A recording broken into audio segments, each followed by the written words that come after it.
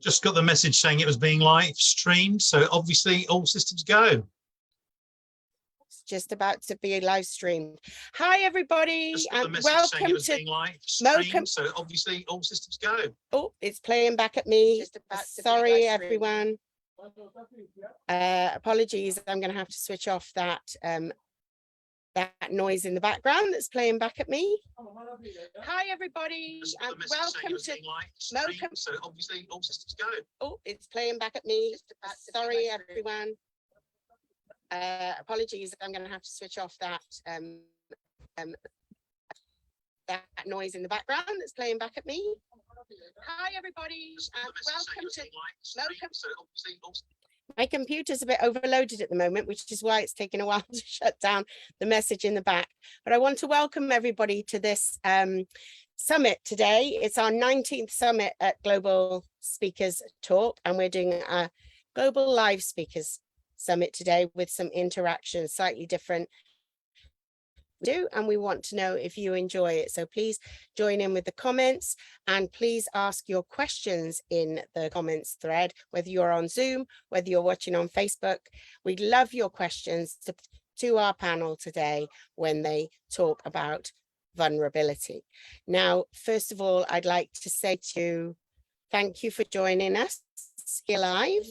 And we have got 6 amazing guests that I would like to introduce you to. I'm still battling with my computer a little bit, but I'm winning. So while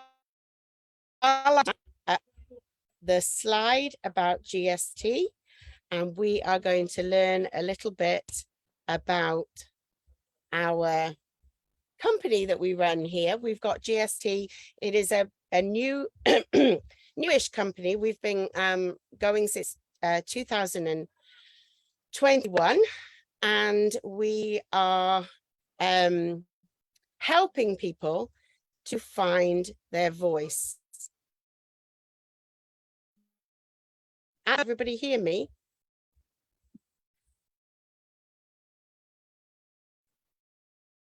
Hello, can everybody hear me?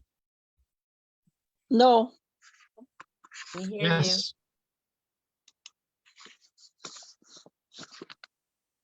We're having some connection problems at the moment, which is a shame.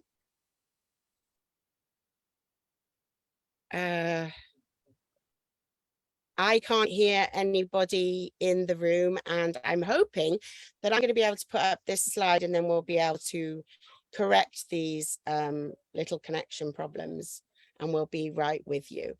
I'm going to show you a little bit about our GST community so that you can find out. I don't think this is going to work. My computer's been just perfect all day, and now it's decided to give me that wheel. I love the wheel, like nothing's occurring. So I'm hoping that I'll be able to share the screen with you any moment.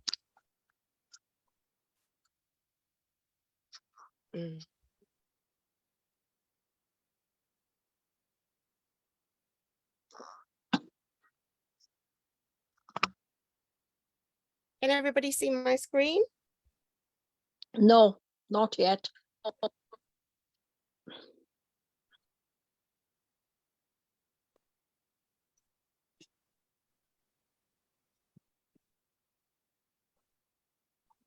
Yeah, it's not. It's a black screen. It says you started screen sharing. It's just waiting for a slide or something right now, but it is screen sharing. Yeah.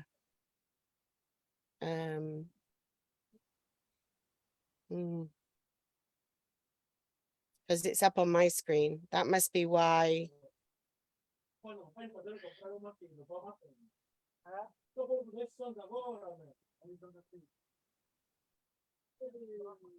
I actually. It's there now. Oh, it is? I can see it now. Can you see just the slide? Or can you see everything? No, I can see everything. Okay. Perfect. That's perfect. GST is a startup international company founded in 2021 in the public speaking domain. Global Speakers Talk is determined to raise and lift, encourage and inspire all new entrepreneurs, coaches, speakers and trainers who are camera shy to face their fears and do it anyway. We are here for you and your voice, providing you with the accountability and a warm, welcoming big community for positive feedback and strengthening your confidence in your voice. GST's core belief is that every voice and every new voice is a story to be told. It needs to be uncovered and come into the light to grow and impact the world. Our vision is to inspire, raise and support 1 million inner voices, empowering them to discover and embrace their true potential. Okay, I'm just going to stop sharing my screen and then I see all your lovely faces again. And I'm going to put it to the speaker view because I'm just going to briefly tell you about, oh, is it gone? Is it no longer live on Facebook? I've just seen a message telling me it's no longer live. Oh, no, it is live. It says it's live, so that's fine. I just wanted to tell you a little bit about myself, really. I'm the host for this particular summit, and I did last one as well, and I'm very honored to do it. But I am not the usual host. She will be back in the seat very, very soon. I am the podcast host for GST. I host a podcast called Be Fearless, where I talk to people in the business world about how they have overcome their fears to do things that they thought they may never do, or things that they knew they had to do when they were feeling fear. So that's a little bit about me. I'm also a primary school teacher. I actually have been a primary school teacher for 25 years. I'm no longer in the classroom. I now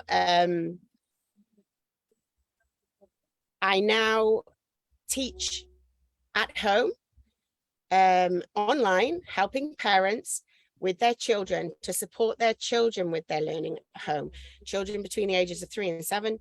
So I'm very passionate about lifelong learning, and I'd like to think that my mission is to help as many parents and children to develop that lifelong love of learning together, building family bonds and working together on memories, and so that the children learn to love learning from a very young age. So for me, it's important that children are involved in play-based activities and anything that's inquiry-based and interactive and through games, etc. And I am very excited to be here today because I would say that GST is the reason that I am able to be here in front of you today. I completely and utterly would say that they are the reason why I found my voice and stopped being so scared to be in front of the camera. And hence why I chose to do the podcast, Be Fearless, because for me, it was very close to my heart. I think it's important that people overcome their fears and we've got such a fantastic community.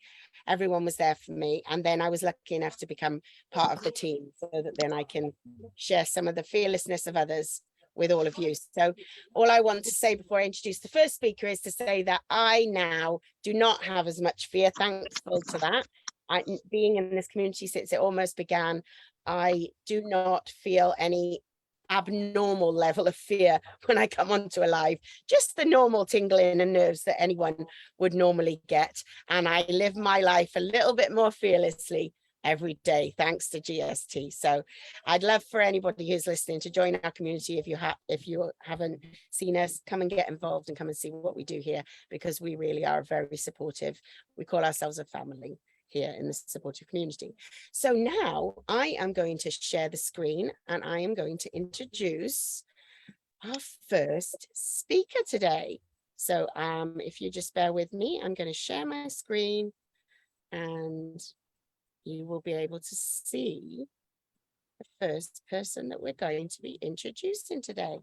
Actually, it does appear to be me on the screen. So I'm going to go forward and I'm going to play the slide and we are going to find out who is next. It's the lovely Kate.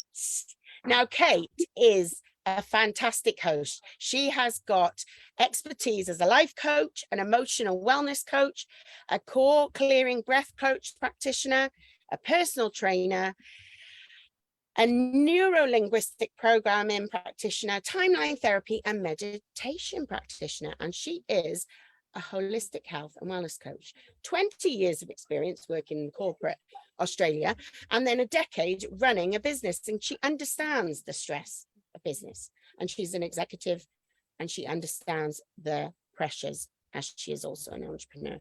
Kate uses her expertise to support business women and executives to focus on their mental and emotional well-being, along with their physical health. And just over this past decade, she's helped women who love who they see in the mirror. Not only that, she's learned to help women get their mojo, step into their strength and power, have confidence in themselves so that they can thrive in their business, their career, their relationships, and life.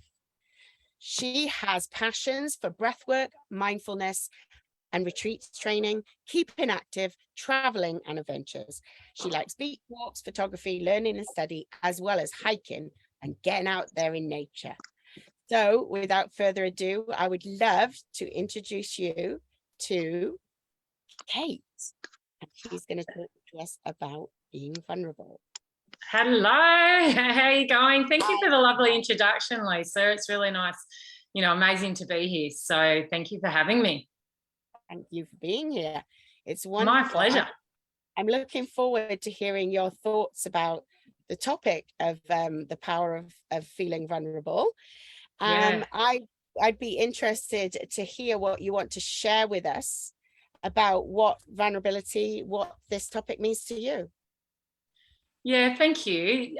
So vulnerability for me, is a lot of beauty, and I've only really just kind of more so lent into that myself over the last, few years. So vulnerability is, to me is more of a measure of being, having courage and being courageous, to be able to put yourself out there, to lean into the discomfort and the uncertainty of what can actually happen from showing your emotions and, leaning into that. And I started as a personal trainer and about 8 years ago, and I've just grown to really love the emotional side of that, of wellness and the impact of that it has on our, life in general. And vulnerability actually has a big part in as actually living a fulfilled life and being able to have connection and deeper connection with ourselves and with other people. So that, vulnerability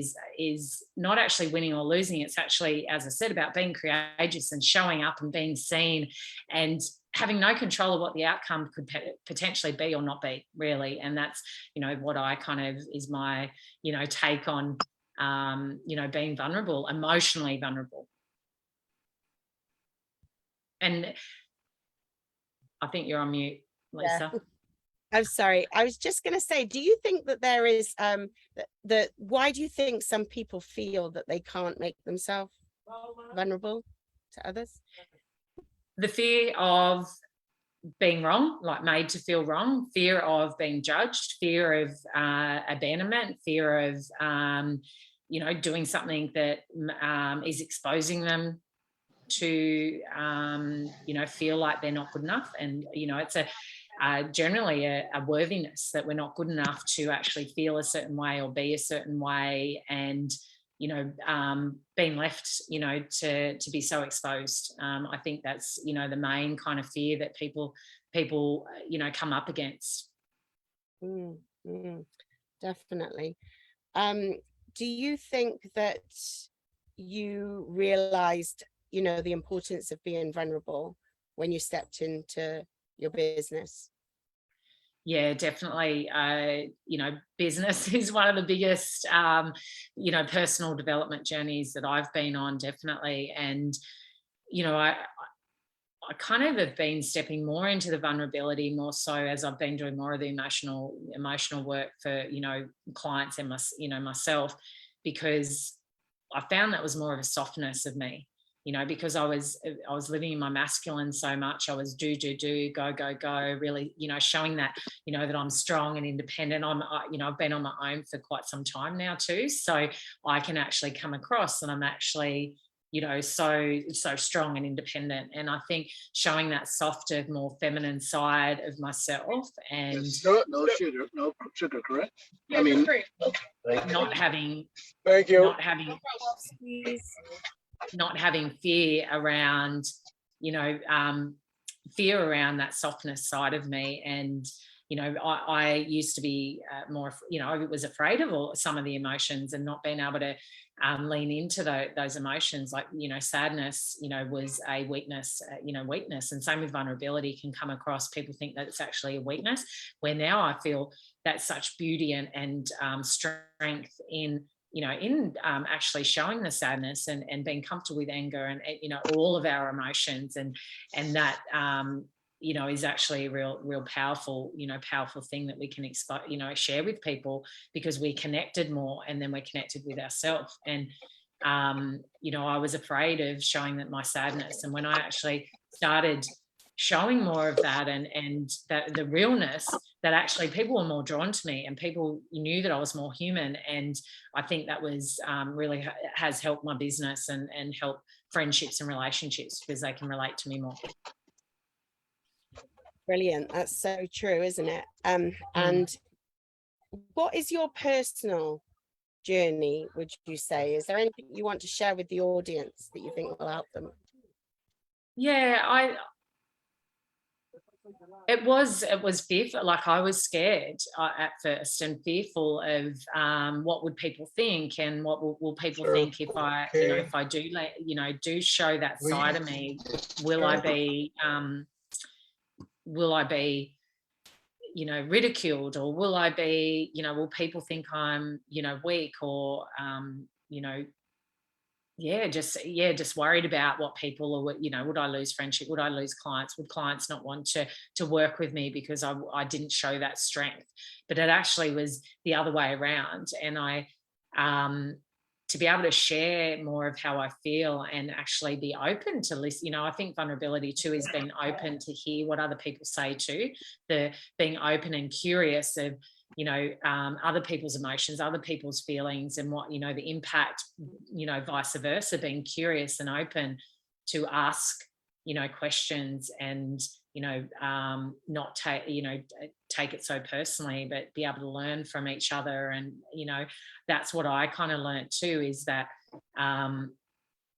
it goes both ways. To be a really good listener is being vulnerable too, and being able to fully listen and not have to feel that I've got to answer straight away, or if I have an emotion come up, but that was okay for that to come up, and not, because we're so, so used to pushing and shutting things, especially for males too, you've got to be strong. It's a weakness to actually have sadness, or, and for women for anger, like, it's not attractive for women to be angry. And then, women are so emotional, if they, you're so emotional and you're so moody and all that kind of stuff. I loved, when I learnt that all of my emotions were beautiful, and all of them were, when you learn how to actually understand them without any shame and guilt, and, trying to push them away and shut them down. And, a lot of people using so many different ways to cover up what they're actually experiencing. And I think, alcohol, because I work with women,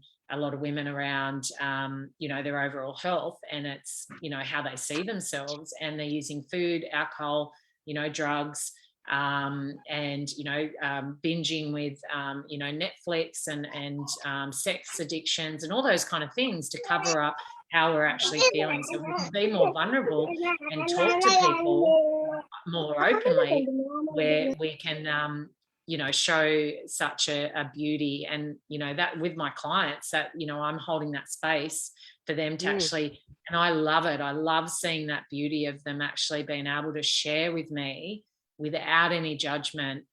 And I just see, they're crying and they're like saying sorry for crying. And I'm like, don't be sorry. Like, this is actually such a beauty. And one of my friends I was talking to about that I was coming on and doing this, and she said, oh, I love vulnerability and, you know, learning about this, and so do I. And, you know, I'm still growing and learning, you know, learning to lean into, because it's so unfamiliar for us, our emotions. If we haven't allowed ourselves, it's unfamiliar. We don't know what can come on the other side. We don't know what's going to come up.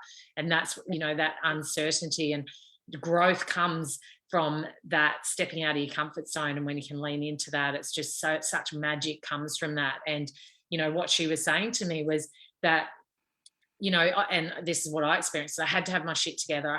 Everything had to be perfect all the time, and that I had to have all my ducks in a row and show people that that's what I was, and I was this strong person. But, you know, and she was, you know, telling me her experience as well. And then she said she actually went on a date with someone and was dating this guy for a while, and she actually had an emotional moment, and he was like, oh my goodness, I'm just so attracted to you even more. This is so sexy. And it's, you know, so there's so much strength and beauty in it, as I said before, you know, in it's being able to be openly be able to share without being judged. Yeah, and I think that's so true. I'm not sure that they do want to see us with all our ducks in the row. They want to see us real, don't they? We just perhaps sometimes have people going into business sometimes have that perception, or coming out, you know, and making yourself visible. I was actually going to ask you about what you see in your clients, because obviously you work around emotional mastery and health. So I was wondering if you had some examples of some transformations that you've seen perhaps in your clients who perhaps didn't realize the power of vulnerability before. Yeah, I've got quite a few actually. There's one lady I'm just working with at the moment, and you know, her thing was that she had to, you know, feel that she had to be so strong for her family, had to be strong. She's actually got a psychology business, and she had a feeling that she has to be so strong for everyone around her. And, you know, for her to actually step into that, being vulnerable, and actually feel her own emotions and understand what she actually really enjoys and what she loves. I think so many people are so disconnected from what they actually like, coming home to who they truly are.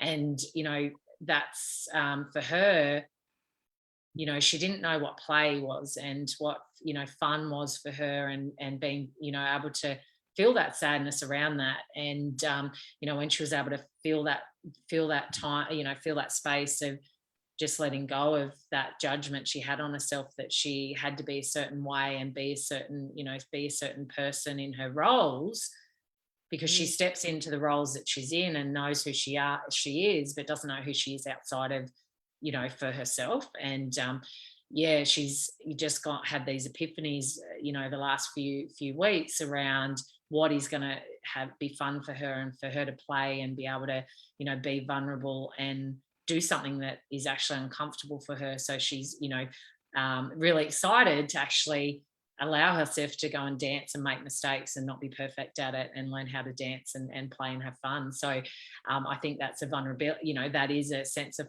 vulnerability, because she's exposing herself to meet new people and, you know, share those emotions and you know, be able to make mistakes. Because I think that's what people fear, is if I'm vulnerable and I try something different, and what if I fail? What if I do it wrong? You know, what if I do it wrong, in inverted commas, you know, like, but failure is learning and growth, and you know, yeah. So I just think there's so much amazingness in, you know, in all of this, right? Power, the name of the topic, the power of the vulnerability. Absolutely. And that rippling effect too, like, I think is the big thing. So when you're more vulnerable, that ripples out to allow other people to feel that they can share how they're feeling, and that they can feel that they're, you know, yeah, they can reciprocate, to be able to be heard and understood. Because human behavior, we want to be heard and understood and be seen, and be able to, you know, share all of us. And yeah, it's yeah, pretty cool. So yeah, I mean, you shared with us how the transformation has been for you and how it's been with some of your clients. I wondered, how have people dealt with sharing their emotional vulnerability? Has that been? Yeah, it's you know, daunting for them to start with because they don't know what to do with it. And the breath work that I do and some of the work, the emotional work that I do is about moving from the head, because we're so in our head, the stories that we tell ourselves, the beliefs that we've created, you know, and because we've got these movies going on over and over in our mind of all these beliefs and behaviors that we've created. And when told as kids, and let us know in the chat if this is something that you're familiar with, that, you know, harden up, don't cry, you know, you know, stop being so noisy, don't be so, you know, so loud, you're so, you know, boys are sissies if they're crying and are sad and all those kind of things. You know, what are these things that we learn as kids to shut down our emotions? So to be able to just slowly be able to unpack that and be able to you know, allow that to happen, it starts, you know, we don't even sometimes know what the actual emotion is. We don't know how to, you know, put a name to it or recognize what it might be. You might have, so we kind of, in the process as I go through, it's kind of going, okay, what are the thoughts and what feelings are the thoughts creating? And then what are those feelings in our bodies? So the sensations, you know, we're having on our skin, you might have sharp pains, you might have tingling sensations, and that can kind of be the first touch of what, because the body, you know, the secret languages of the body. I don't know if you guys, you know, if you've heard of that book, and if not, you've got to get that book. The body is always telling us something. The body is giving us signals, and it's whether we're going to actually listen to them or ignore them. But, you know, generally if we've got a pain or something going on with our body, it's actually giving us signals. It's actually giving us something that we need to, and an emotion that can be stored and blocked in our body. Right. So it's, you know, learning how to go through those layers to then go, okay, I'm actually feeling sadness. And we cycle through emotions. We, you know, we might be, you know, frustration, which is the first, you know, kind of, you know, something might come up that, oh, I'm really feeling frustrated. And then when I go through the frustration, it actually leads to actually feeling anger. And then once you feel the anger, it might come through to, you know, through to a sadness. And once you feel the sadness, you might go back to anger.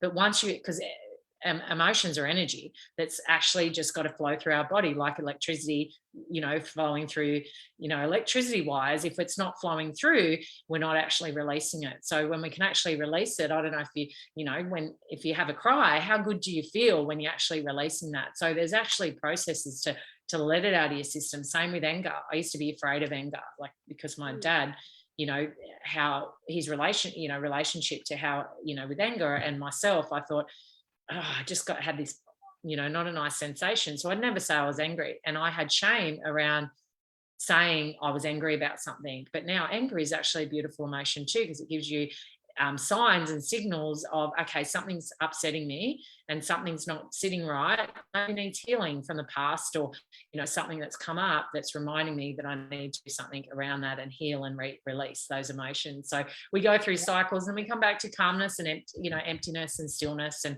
you know, that's, we can flush that through our body, which helps us to calm our nervous system down, which helps with sleep, which helps with choices, helps us to be able to express ourselves more, be more vulnerable, all that kind of stuff. With that, helps overall health and wellness. And you're absolutely right. All the emotions are valid, aren't they? They're all very valid themselves, even the ones that we consider perhaps negative. We all have them, and we're supposed to have them because they're telling our body something, and they're working with our brain, and it's meant to be. It's just when they sometimes go over to the level of being out of the ordinary, like I opened with mentioning my fear was out of the ordinary. You know, it was taking me to put worry and stress, which wasn't, you know, a normal, but feeling fear is quite normal. So that's, I think your points are very, very good. And I think, has anybody got any questions at this point for Kate about something that she has said today? I know we haven't got any questions on our chat here in Zoom. I wondered if we had any questions on the Facebook, Anshu. And just on that, while you're having a look, it's, you know, the emotions are, we are going to have all of them, no matter what in life. And, you know, where it's about how do we react and respond to these emotions. We're going to have them. That's what life's about. If we don't have, you know, like a battery, negative and positive, And I don't like looking at emotions like negative and positive, but that's how people kind of understand what, you know, what they are. But they're all there, you know, for us to be able to have all of, you know, the feelings and all of, you know, fulfillment in life and, you know, connection and, you know, all of those things. So, you know, some things we can't control, and it's just how you manage those emotions and how you can actually work through them. I used to sometimes stay in the state, and, you know, let me know in the chat if that's something that you know, find that you can carry something on for such a long time because your energy is focused on that. You're always, you know, continuing to, you know, to regurgitate that all the time and focusing that energy. And what do you get more of? You get more of that same energy, you get more of those same emotions because you attract that. So it's about how, you know, you feel them. I feel all of the emotions still. I've just gotten a lot better at actually minimizing and going, I'm feeling that, I'm going to allow that, I'm not ignoring it. Or I learn to park it and go, I'm hearing you and I'm acknowledging you. I'm going to come back to you and I'll work through that. And then that's where you come to, you know, a lot more peace and calmness. Well, Kate, it's been wonderful chatting with you today. I would like to be able to let the audience know that we will put all your contact details in the chat, but can you tell people a little bit about how they can get hold of you? Yeah, absolutely. So I've got a group, a free group that I do lots of training. I do free breathwork sessions, and I do teaching, you know, teaching around holistic health. It's called Women's Holistic Health Hub. So you can catch me on there, or my personal page as well, which is, you know, I've got a lot of free stuff that I give out. And if you want to book an appointment, you can let us know, and I'd love to have a chat with you. And I can verify it's a great community because I joined myself, and there's a lot of wisdom in there. And it was wonderful to talk to you today, Kate. Thank you so much. Thank you so much for having me. I appreciate it. I know it's time for you to go to bed now, so you might be leaving us because you're all the way over there in Australia. Yes, I probably will. And I will come back and watch everyone because I can't wait to hear what everyone has to say. But yeah, have a great evening. Or great day. Oh, lovely. Thank you. And I'd also like to say to everyone who's listening and watching that you can remember to pop your questions into the chat if you do want to share them with us, and we will pick up as many as we can during the speakers talking. Thank you, Kate. Sleep well. Bye-bye. Well, I'm going to move on now to share my screen because I want to talk to you about Steve. Now, Steve Bimpson is hello, Steve. He's waving at us. He's the founder of his own company, Just Think Big. He started working for himself at the age of 24, and he's now in his 37th year in business. He's on a mission, and his mission is to improve the success rate of small businesses. And he does this by supporting and nurturing and inspiring those businesses and the owners to achieve extraordinary results while building the business of their dreams. Because we know the reality is that too many businesses fail to succeed. And it's said that over 45% of new businesses will fail in the first 12 months. Only 20% make it to year 5. So that means that only 4% of new businesses are still there after 10 years. So Steve's seen far too many people lose their businesses, and in this process, lose their money, lose their homes, lose their spouses, and worst of all, lose all hope. But the saddest part is he knows that this isn't necessary. So now, as a business mentor and coach, Steve works with business owners through one of his Just Think Big mastermind groups, or on a one-to-one basis if they prefer. And he offers a range of marketing and sales services, helping create a little marketing magic for his clients. Over the years, Steve's built solid 3 businesses. He sold 3 businesses and worked with thousands of business owners. He brings together his knowledge, skills, and expertise to deliver this totally unique perspective and approach to marketing, sales, and every aspect of building a business. What's more, he's a master in communication. As Steve always says, if you're thinking about growing your business, just think big. I'd like to welcome to the stage, Steve Bimpson. Hi, Steve. Hi, Lisa. How are you today? Well, thank you. I'm excited to hear what you have to tell us all about. I'm excited. I hope somebody else is. So it's nice to know that you are. It's lovely to be here. Thanks for that great introduction. And I'd just like to say thank you to Anshu as well. I've only been a a member of the Global Live Speakers for a very short space of time, and was blown away to be invited to speak with the other great speakers we've got here today. So that's really fantastic. It may not surprise you, given that my background is marketing, sales, helping people grow their business, and those two things are really important, because if we can't do marketing and find people to talk about what we do, and we can't convert some of those into paying customers, it doesn't really matter how good we are at our business, because we don't really have one. So I wanted to look at it from that perspective. And obviously, when people are speaking, very often people come to these things because they want to speak for their business and to help promote their business. So that's kind of the perspective that I thought I'd look at today. And I was reminded of a networking meeting I went to last year. It was online. It's one of these where you normally go along and there's a 30 or 60-second presentation where people, essentially present their businesses and themselves. And so that everybody gets that time to speak. This particular occasion, there were quite a few fewer people than would normally be there. And so probably about a dozen, the meeting manager said, we're going to do something a little bit different today. She said, I'd like to know what's happened to bring you to where you are to get you into your business. And so they said, what we'll do, we'll make an agreement with all of us that nothing that we disclose here in this room today, and it was actually a Zoom room, so it was done like this is today, but nothing will be shared outside, so that we can actually share those personal things and the personal parts of our journey. And I sat there and I was listening and I was hearing people sharing.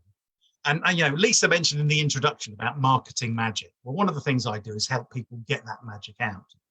That room was jam-packed full of marketing magic. And I knew a lot of these people.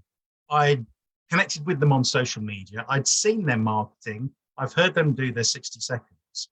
I wasn't aware of any of this. And that marketing isn't usually there. And if I could just take that marketing magic, fairy dust, if you like, and imbue that into their marketing messages, they would do so much better. And I know that.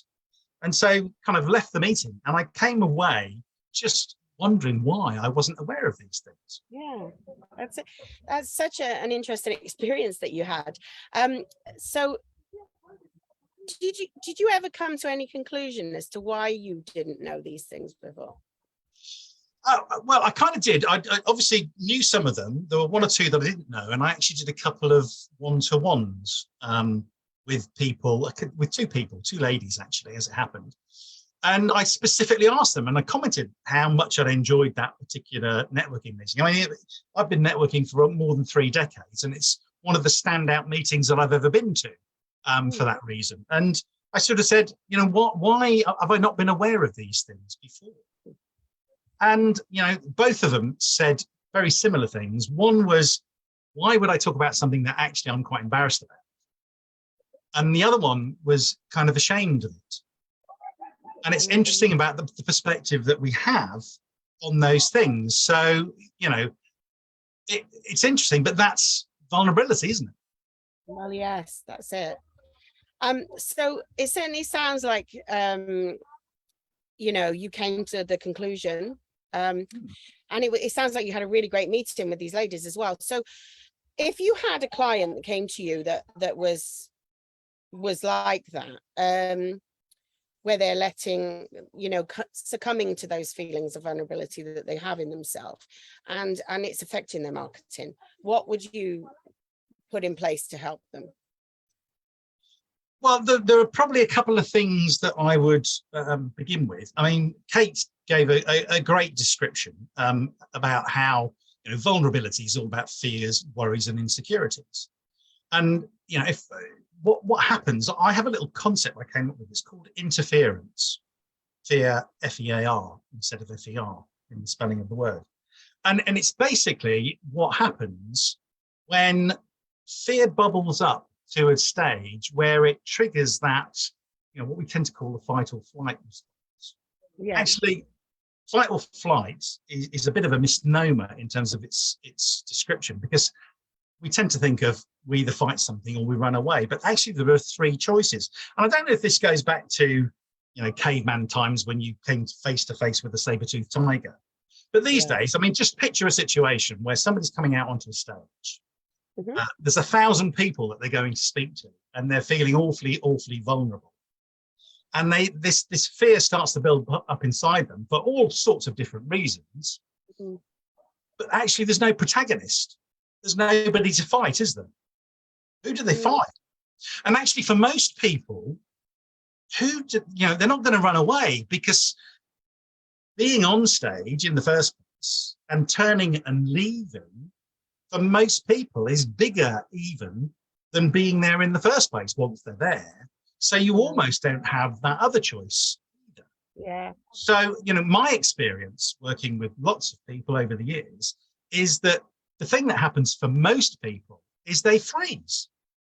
We have, this response should be called fight, flight, or freeze. Stage fright is a perfect example of that in action. Most people don't do anything when they get that fear. We procrastinate, we don't do things, we become stuck. And I've never, ever found a business that's stuck. I've only ever found business owners that are stuck. So that's kind of the two areas. That's one area I would address. The other area is perspective, because perspective is really important. There are lots of different perspectives with regards to vulnerability, and we'll hear lots today. But there are two major areas of perspective. And what I'd like to do is look at those. So how I would address them potentially, and I'm not a feel the fear and do it anyway kind of guy. I tend to think of the brain as being a little bit more like a computer. And the way a computer works is it has programming. So we're all completely unique individuals. We've led a completely unique set of circumstances. We've got a completely unique set of skills. We think in completely unique ways. We experience our emotions in completely different ways. And we learn differently as well. So there's no one size fits all. But what happens with all of these things when they all come together, they create like a program within our mind. So when something happens, there are various assumptions, beliefs, expectations, habits as well, if you like, and we respond in a certain way. The thing that I found, and it works particularly with marketing as well, that's kind of where it came, but it works with everything, is that if I can educate people in some way, and I can take them on a journey where I help them create more clarity, a greater breadth and depth of understanding to expand their knowledge, and actually introduce them to different perspectives, different ideas, what happens is, because we're all evolving as we change anyway, but by helping their knowledge and understanding evolve, their programming evolves as well. And I've got quite a lot of clients come to me in the early days, and they'll often say to me, I don't know what I'm doing different, Steve, but I'm getting a better result. And actually, that's exactly what's happened. I've taught them some things. The underlying program has changed. So when they say, okay, I'm going to present my 60-second presentation, what they prepare is different, because those assumptions, beliefs, and expectations are different. So it doesn't feel like you're trying to force change. It doesn't, feel like it's hard. And I don't like to think of it as change. I like to think of it as the fact that we evolve, because evolution happens really, really naturally. So we evolve. So let me just give you an idea. I kind of thought we could do a very quick exercise.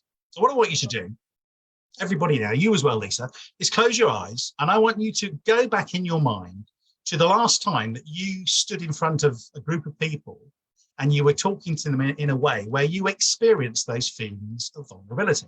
And it comes in a variety of different ways, or maybe even when you thought about doing it, but you didn't actually take that step, and it just kind of overwhelmed you. Sometimes when that happens, we start to feel our heart beating a little bit more rapidly. You start to feel it in your chest.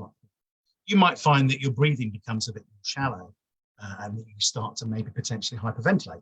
Me, when I get in that situation, I particularly get hot. I mean, I get hot anyway. But when you get hot and you're under pressure, you start to perspire and you start to feel these beats. And as all of these things start to happen, it gets worse, doesn't it? And the worst one probably is when you get that feeling in your stomach of nausea. Kind of, can you feel that kind of welling up inside you? And it starts to kind of build up, and it builds up and it builds up. And open your eyes, because what I want you to do is park that over here.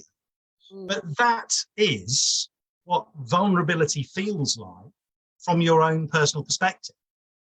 And what I try to do is then look at it from a different view. So as an example, I want you to close your eyes again. I want you to think of something else. What I want you to do is I want you to think of the last time you went to see a speaker and you heard somebody talk about a subject that you knew was very, very hard for them to talk about, because you knew from your own personal experience, not necessarily of that specific thing, but you knew they would be feeling vulnerable in doing that. And they're wearing their heart on their sleeve. They're bearing their soul. Their speaking technique may not be the best in the world, but you know what? It doesn't matter, because when that happens, they've got you in the palm of their hands. Even if you've not experienced a similar thing that they're talking about, you've experienced those feelings of vulnerability. And you know how much courage it takes to step up and talk that way. And so what you do as a speaker when that's happening, you create a connection with your audience in a really, really powerful way. And not only do you connect with them, but they become, they develop a great deal of empathy for you, which is really, really incredible. So you get this connection, you get this empathy, and you also get, because of those things, a great deal of admiration. And you've experienced that as well. So what I try to do is change people's perspective when they're feeling vulnerable, to try to look at it from the other person's perspective. Because we all understand these things. If we're in the different role, you know, when you're speaking, you feel vulnerable. When you're listening to somebody speaking about the same kind of thing, you don't. You feel full of admiration, connection, and empathy. And that really is the true power of vulnerability. It's going to create that connection with your audience. It creates empathy in them. It creates admiration.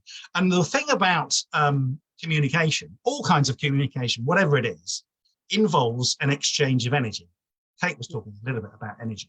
So, you know, in marketing, what I like to do is encourage people, you know, to cut through all of that marketing noise.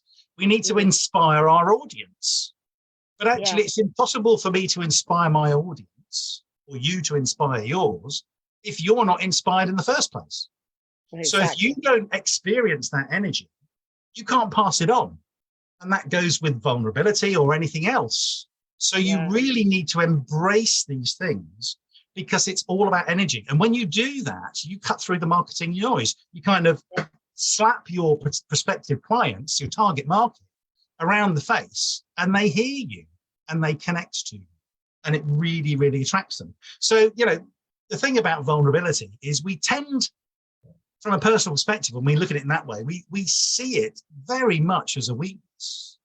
And we worry about what everybody else is going to say. I mean, Kate gave some great examples of all of the things that can affect us. So I'm not going to go into those. But actually, the reality is to stand up and actually talk about it is an incredible strength. It's not weak at all. And when we start to understand that and we start to see things in a different way, that underlying programming I was talking about evolves. And as it evolves, you are able to deliver in a different way. Yeah. So we, I was just going to say, I liked that you summed it up when you went into, being vulnerable is about, you want to make that connection. You want to have that, what's that word? Empathy. That was the word. I thought that was really powerful when you said that. It's about making connections.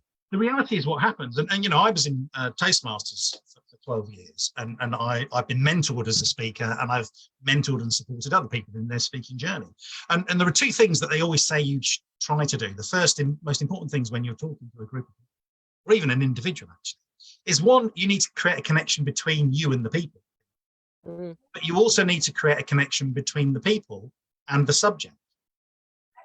And vulnerability does both in an incredibly powerful way.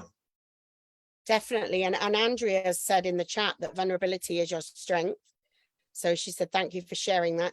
She also said that when you're vulnerable with your audience, you create the empathy with them. Like I was saying that empathy word again, great. And it's, and people admire, I remember you said that as well, admire, you know, the courage. And you're right, when you're watching someone else, it's you feel completely differently about it.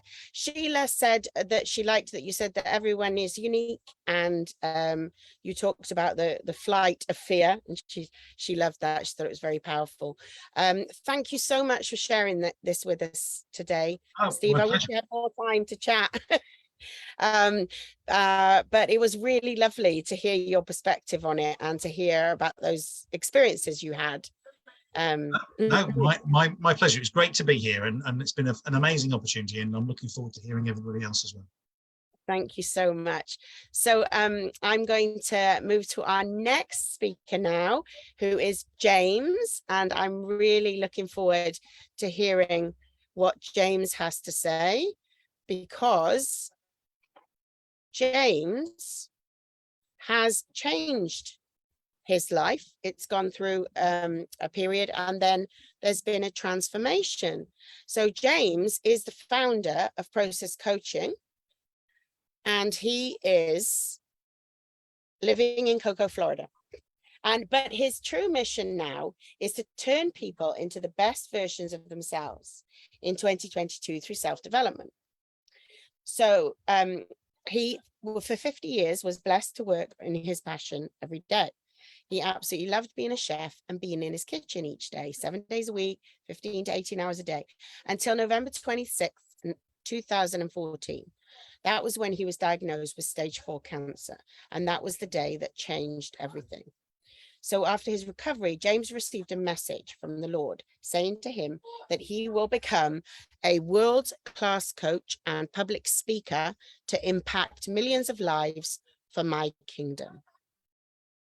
And I'm going to let you hear from James right now, all about his story and how he feels about vulnerability. Hi, James. Hello. Thank you so much, man. This has been really, really cool. The two speakers, I mean, the vulnerability for me is being able to tell people that there isn't anything I've haven't gone through that you're going to go through, and I can help you go through it. Just a little background. I had built a multi-million-dollar company and had it taken away by a couple of friends. That was a tough situation. Went through a divorce, went through bankruptcy, alcoholism. That's where I met the Lord, and he healed me. Went through severe depression for a couple of years, met my wife of now 33 years. And we went into Christian ministry, into Christian camps, and I help businesses, I help leaders. I've trained over 1,000 people in the culinary field. And in Christian ministry, I help change many camps to actually make money in their food where they usually lost money. For the first time, they made money. 2014, I had to leave that ministry for a number of took me 4.5 years to come out of that process, and we ended up in Florida. When I had the vision of becoming a coach, I had no idea what a coach was. I had been a chef my whole life. I've been in control. I've been the boss. I've been a perfectionist. I've been everything that I thought I was supposed to be. This is it, isn't it? That's what we think we need to be. Yeah, we're so And then wrong. the Lord gave me this new passion. And I just love sharing what's happened to me. Because if I hadn't been doing personal development from the day I left the university in 1977, I started going to conferences. I've seen Brian Tracy when he was just beginning, Zig Ziglar, Bob Proctor way back in the 70s when they were just beginning. And I've followed them, and I've read thousands and thousands of books on personal development and how do you stay positive when you're going through hell? Well, this is what I was just wondering. I wanted to ask you, what does it take? What did you do to keep that attitude? Well, part of the process, fortunately, I had a great support group. I had family that was really, really around me at the time, and kept me focused on getting better. But my attitude had never changed. I knew I was good at whatever I did. That's who I was. At 12 years old, I won 3 MVPs in the same year, most valuable players, 3 different sports. That's who I worked at everything I did. Nothing came natural. So I knew that my attitude, and that was because of my dad. He gave me a quote when I was 8 years old. Shoot for the eagle, you'll hit the pheasant, and you'll never eat crow. And now I know I'm the eagle. I'm the eagle today because of him. Yes. And that's the vulnerability, okay? But you have to maintain your mind. You have to be positive. You have to have positive self-talk. And Steve mentioned, and Kate mentioned, both mentioned about retraining. And part of what I do as I'm going through the power of the process is we retrain, we change our habits. And I really, really didn't understand everything that I had done until I had cancer. And I had to totally retrain my life. Wow. And retraining your brain is not an easy thing. We have the most powerful computer in the world, this thing up here. But we have 2 minds. We have a conscious mind, who's the negative one, who's just the information brain. And then you have the subconscious brain, which is where all your habits. See, we do 95% habitual. Everything we do today is habitual. And we need to change those habits. So that's what I had to start to do to help me regain my success attitude. But all through the process, I never once stopped thinking or stopped talking to myself positively. The only thing that I had struggled with after I lost my $100 million company was, did I deserve to be successful again? Did I ever deserve? And that's when I became a Christian out of it, okay, after the alcoholism. So the root of all evil, money's the root of all evil and all that kind of stuff. And all of that I had to retrain. And all the stuff I had to retrain from my youth. My parents were great people, but we never had anything. we never owned a home. We had junky cars. We didn't own a TV till I was about 17 years old. So it was the thing that was the big hang up for me. Even though I had been successful, but it got taken away. Now, my success wasn't always done on the right, in the right way. And that's what I teach. You need to understand that with our vulnerability, with our hurts, I can relate to a lot of people with my pain, with what I've gone through. And I can empathize with them. Yeah. And hopefully help them move through that. I have a client right now that is going through. His wife has just had her second cancer surgery, and their business is just getting going, and they have all these You got the guy over here says, yeah, let's go. And the guy over here says, nah, I don't think you can do that. You've got, what's it? Learning disability. I'll leave it at that because I can't think of the word, a learning disability. And I've got him to the point now where that learning disability is a positive. He's using that in the right way. So did that answer the question? Yeah, so that's really part of what I wanted to ask you. The next thing was about why is it important that we become vulnerable? And you've almost kind of started to answer that there, haven't you, by saying, this actually helped him. And I loved the way you said about that you'd got into habits of a negative self-talk, because I think a lot of people can relate to that. And that was a word you used so beautifully and with vulnerability is relate. And that's what it's all about, isn't it? And I think it's only been over the last, and I could be wrong, Steve maybe know better than I do, is because I haven't been in this business very long. It's really when I finally figured out what God wanted me to do. It was 2019, and then COVID hit. So, and being a chef, I had to have everything perfect. Okay. So I spent more time trying to figure everything out and getting the courses and getting everything ready and not doing anything, not putting the website up, not putting myself out there enough. And it wasn't that I couldn't, it was that I had this attitude that and it's my chef attitude, that it had to be perfect. And I'm trying to,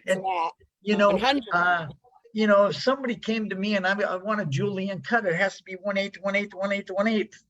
And I have a measuring tape, the kind of really OCD crap. It's not that way anymore. It's not that way anymore. Because that's not important. The little things, okay. Yes, the little things are important if you do them every day because they're a compound interest. There's a book called Compound Effect by Darren Hardy. Incredible information about doing the little things.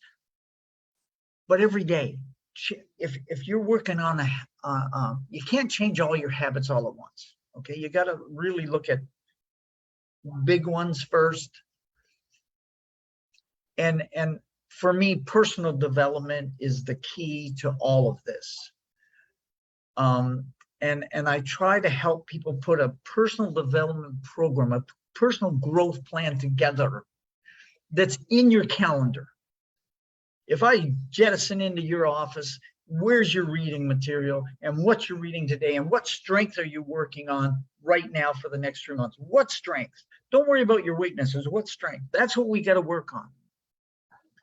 In that process of changing those habits, of changing that strength, you're going to change a whole lot of other things.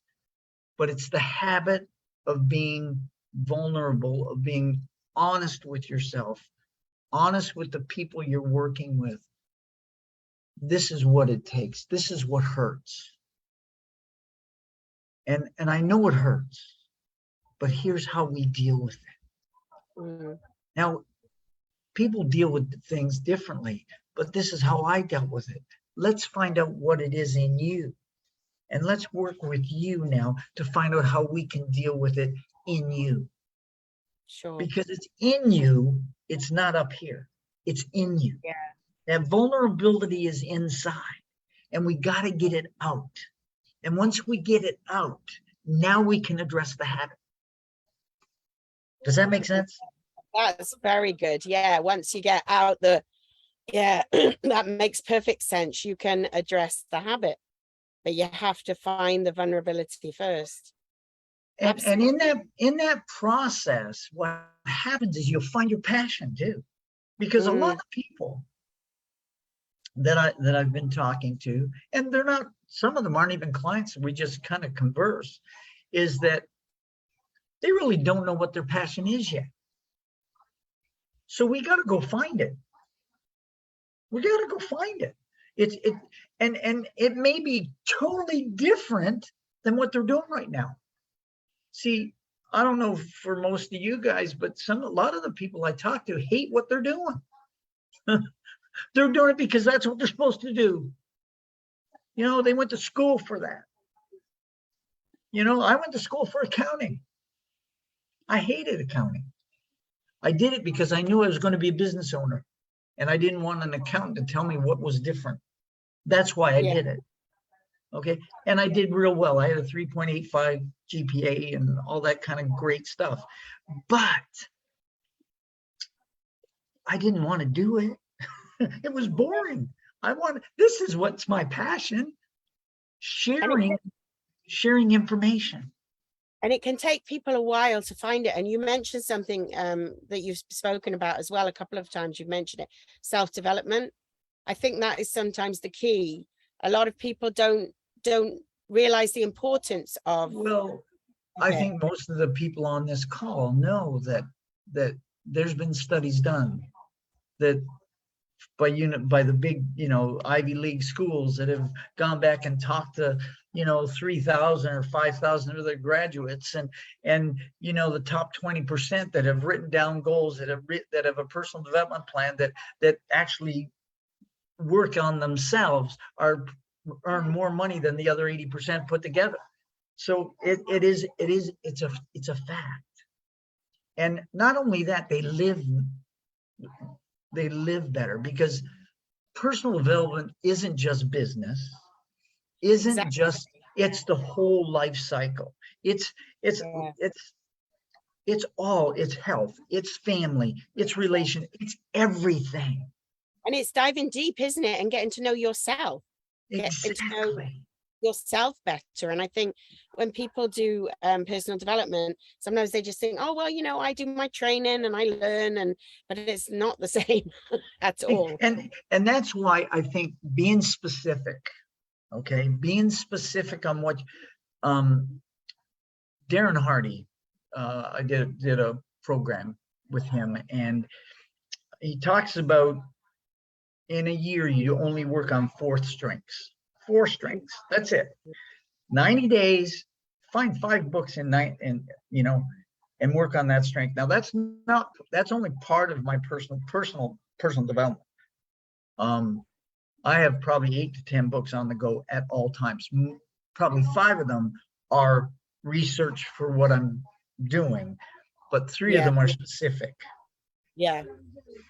And for me, achiever was I've always been an achiever.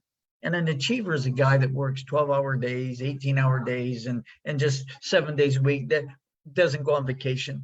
That changed on November 26, 2014. I had to re-look at what's an achiever. I still am an achiever. I do it differently. I do it in about 5 hours rather than 18. But the same, but the same thing, I can do more because I'm thinking differently. Yeah, I'm thinking differently. And I think because I was so vulnerable within myself and able to talk about all my hurts with people, it helped me.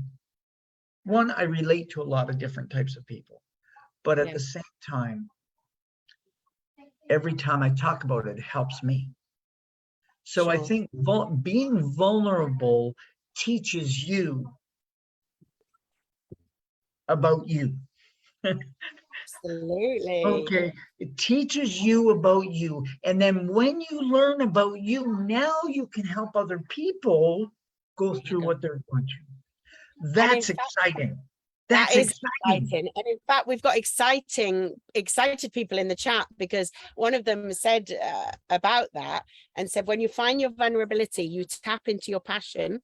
And she was saying how powerful that is. And you can't find your total vulnerability until you dig within yourself. Absolutely. You gotta dig deep. And I'll be honest with everybody on this call. It took me over a year and a half to really figure my true passion. I know what God asked me to do, and that was the passion. But I had to let it be my passion, because I still wanted to be in the kitchen. That's what I did for 55 years. So it was still, okay, how can I put that same passion here? And he did that because he showed me with everything that I have gone through, all those hurts, all those pains, all that education, all that information. Now it's time to put it together and give it to somebody else, because Well, exactly. And along those lines, that's what Sheila's said as well, because she said she picked up on you mentioning disability, you know, learning disability and physical limitations, and how actually that can help you and be a big positive asset if you want to be a mentor or coach. You know, when you've been through things and you've experienced things, it can really help you to tap into that vulnerable and I just get excited. I'm thrilled to be on this call, on this summit. I really am. The information, to have you. the information has been so incredible. I just want to help people. That's what I'm here for. I want to impact lives, and I have a groups called Power of Process. Right now, I'm teaching the laws of success. We're this past week we started the law of influence. It's going to probably take 3 or 4 hours to go through just that specific law, because leadership is influence, nothing more, nothing less. And there are ways to influence. Next week, we're going to talk about why people aren't influential, what mistakes they make, why they don't do what they're supposed to do. And it's going to be interesting. But I just thought I'd throw that out there. There. Thank you so much. Well, there was a lot of power in that speech, and I know from the chat that people have really enjoyed it. To be vulnerable is to be able to talk about what hurts you, influences leadership. Everyone's on the same journey of self-discovery and finding your own unique path. The more you begin to understand yourself, you understand other people better, and you understand how the world works. Thank you so much for all the wisdom you've shared. And you said a little bit about how we can contact you, that you run that group. And also I wanted to mention that Steve, in the same way, runs his Think Big. So we can contact him through that as well. And we will have everyone's details in the chat at the end. So thank you so much. Thanks. You bet. I'm going to move to our next speaker, and we have a lovely, wonderful lady now who's going to join us to talk about vulnerability. Now, she is a transformational mindset coach, and she is the lovely Renee. Hello, Renee. I'm just going to introduce your slide. Have you enjoyed the chat so far? Oh, very much. Yeah, it's been entertaining, hasn't it? There's so much to talk about with this topic. I've got the slide up here. We've got Renee here, who has cultivated and inspired individuals and teams for over a decade now. You can feel her energy when she enters the room, and you're certainly going to feel it when she starts talking, because after over 25 years working in corporate America, Renee decided it was time to hang up that corporate ladder. And she started her professional training and speaking as an instructor at Women Help Women, WHW, which is a non-profit organization where she donated her time helping the unemployed and the underemployed to find and keep their jobs. She received numerous awards over the years for bringing her teams to the #1 position. Both her years and experience in the corporate world have taught her that in order to move the bar and increase profit, you must first invest in people. After suffering a devastating illness that took away her voice, and then a few years later, the loss of her best friend and then her father, Renee decided to follow their example, to never give up. That legacy is how Renee has now chosen to live her life and to help others, showing them that just when they feel life is closing in on them, there's always a way out. Today, Renee is a 4 times #1 best-selling author, speaker, and transformational mindset coach, and creator of the Voice Blueprint. She works with women who are struggling with limiting beliefs to gain more clarity, confidence, and courage so they can go from surviving to thriving. Here she is, Renee. Thank you so much, Lisa. I appreciate you and just grateful to be here and be able to share our voices together today. Yes, it's so lovely to have you. Thank you. We're glad that you're here. I know that I think we've all got our stories of being in a vulnerable place, haven't we? And again, a lot has been said about being able to relate to it, to have the empathy. And it was mentioned there about how disabilities and things you go through, they can really be quite powerful in helping you to find more of your vulnerability and to be able to know how important it is to share it. So would you like to share your sort of take on vulnerability and why it is so important that we open up and make ourselves vulnerable, especially to our audience and to people we serve? Yes, thank you, Lisa. I think in order to answer that best is to share more of my background and my story. Yeah. And it is that I, as you said in my bio, I physically lost my voice. It was in 2013 while I was working in corporate America, taking care of everybody else but that girl in the mirror. And, you know, I was Yanni de responsible Chan for jere so bitte many ho. people. Oh, somebody's off their mic. I think we need to speak about the voice. I think we have somebody else's voice coming through. I really believe that it was in caring so much about taking care of everybody else and making sure that they were taking care of the multi-million-dollar teams and departments I was responsible for, but never that girl looking back at me in the mirror.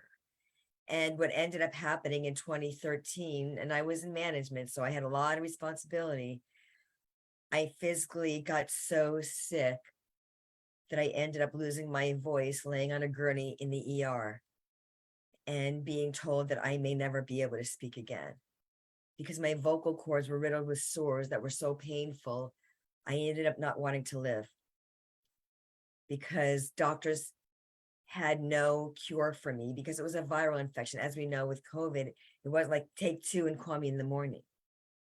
What they did is they took close to 20 vials of blood from my body in 3.5 months, trying to peel back the layer of the onion and see what is wrong with her and how can we help her. Wow. And they could do nothing to help me.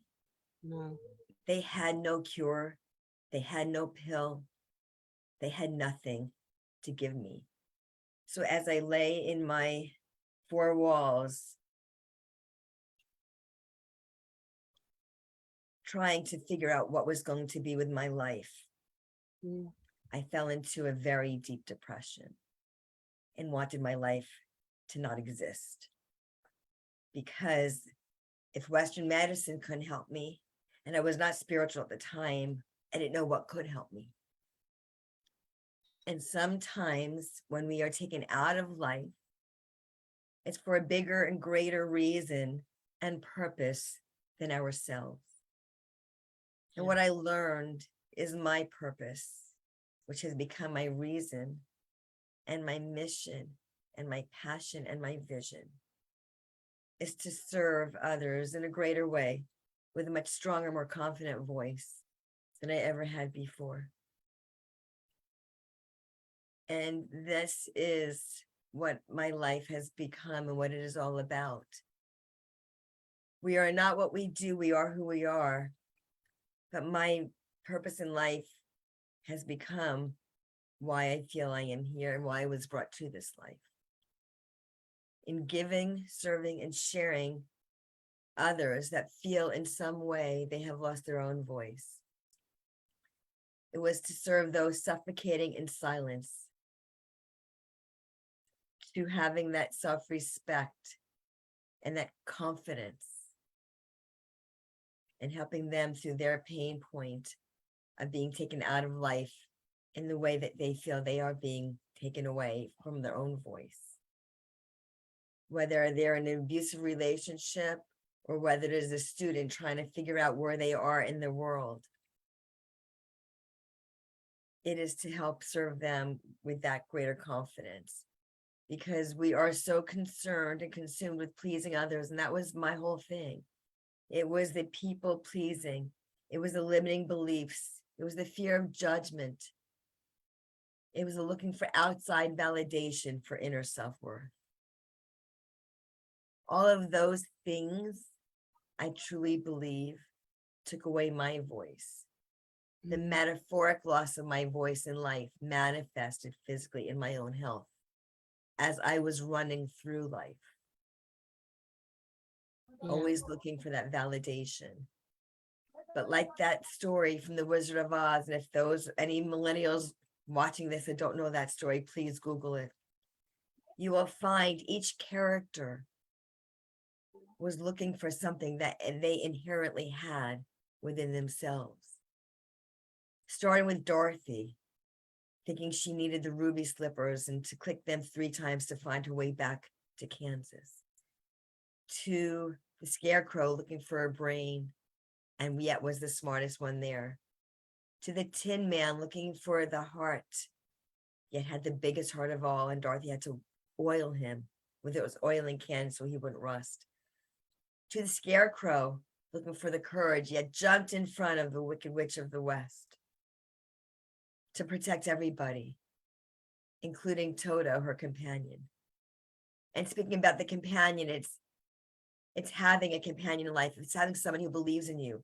It's having someone in your corner who believes in you greater than you may believe in yourself.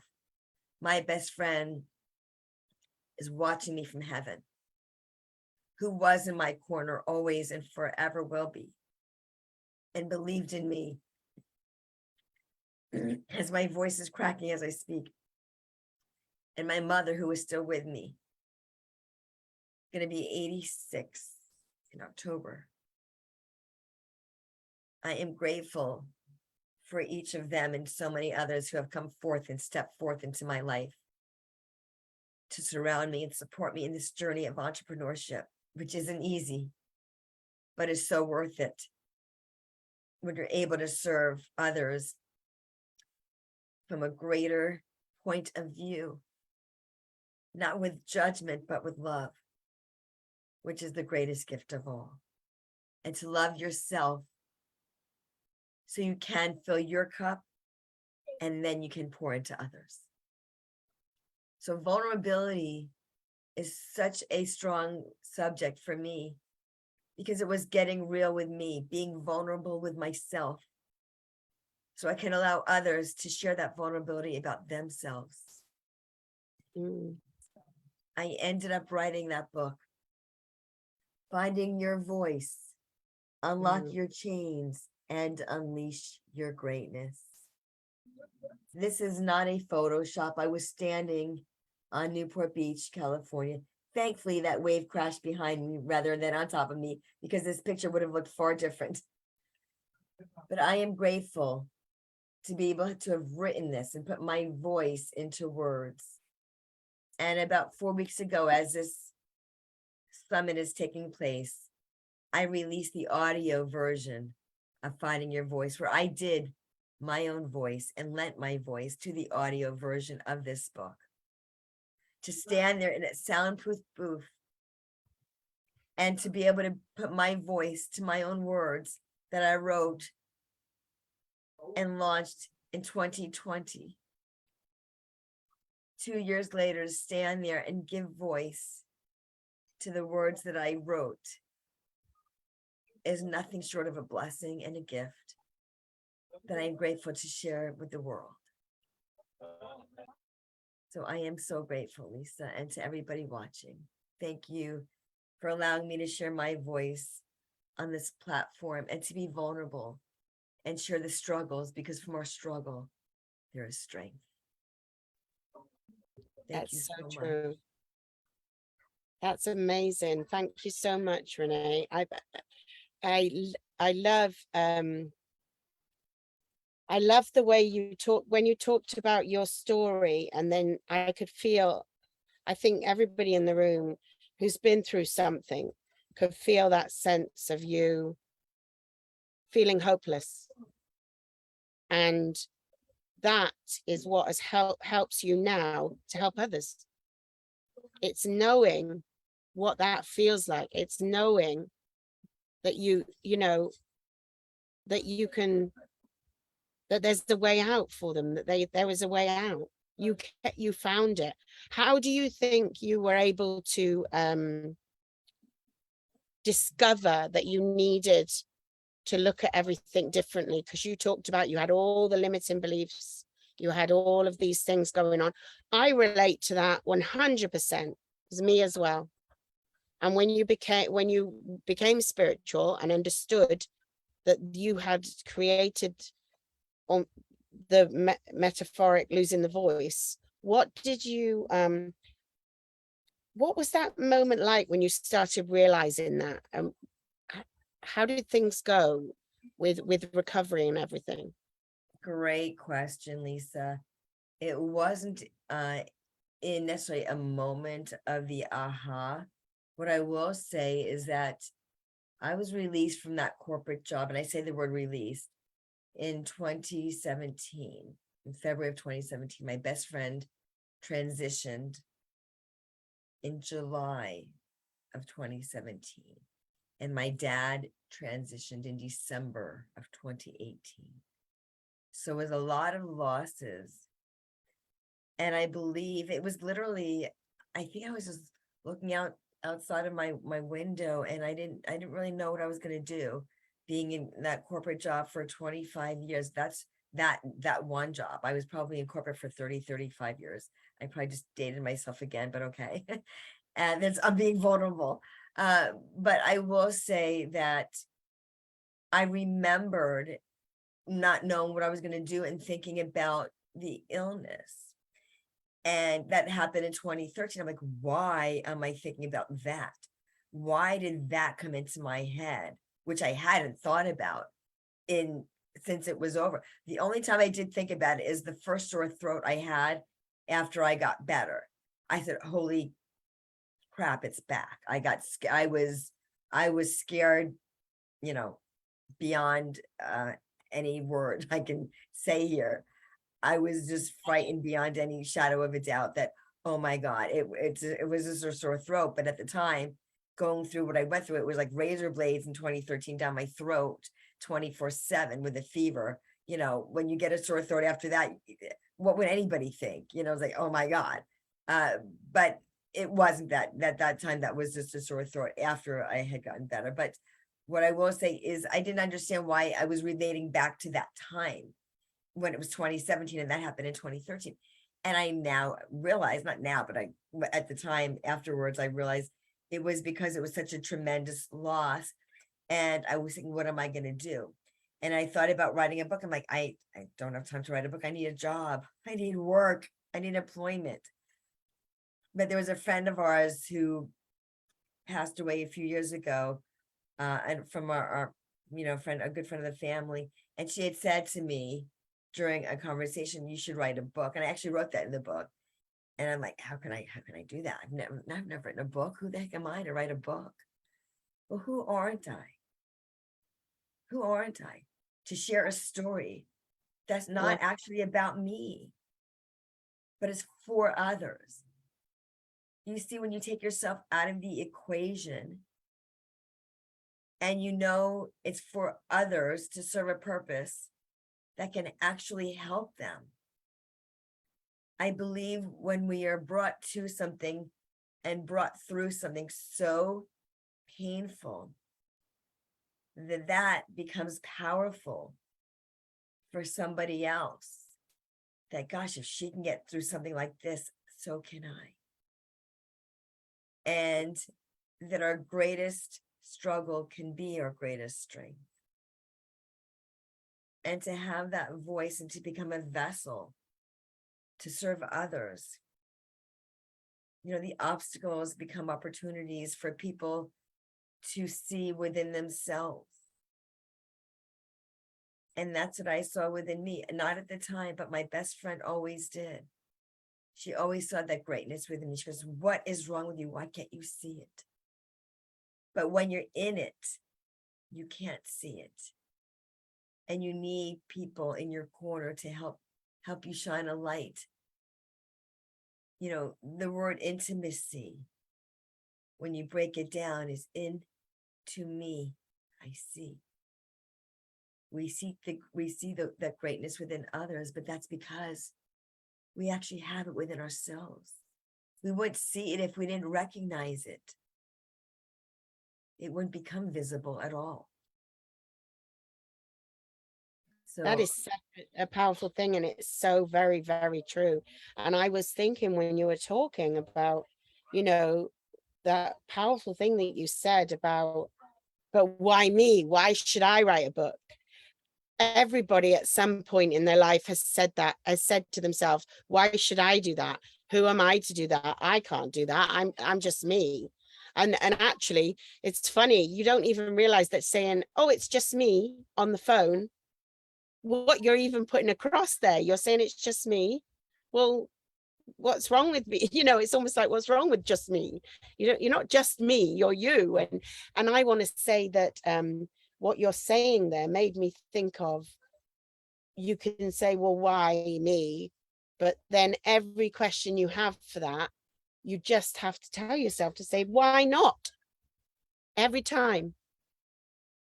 And we find that so easy to say it to other people, don't we? And yet absolutely, not to ourselves. absolutely. That self-talk that we've been, speaking about here today is so powerful, because what you run, that tape that, we were speaking about earlier, it's something that really makes a difference. You don't realize it, but we manifest these things. These thoughts are things.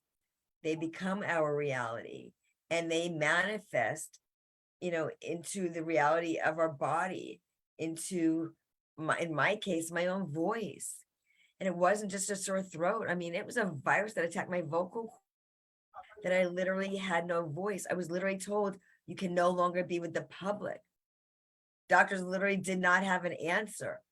I mean, when you read my book, it's like I kept getting voicemails because I couldn't answer the phone from my doctor saying, go for more blood work. Like, what the heck? I was so weak. I couldn't eat, drink, or swallow. I didn't look forward to eating. It wasn't like have some chicken noodle soup or have some tea and honey. And note to self, when you have open sores on your throat, you don't have honey because it's like sugar on that sore, like salt in a wound. I was shot to the moon. It was horrible. So it was a virus that just attacked, and I say the word attacked, my vocal cords.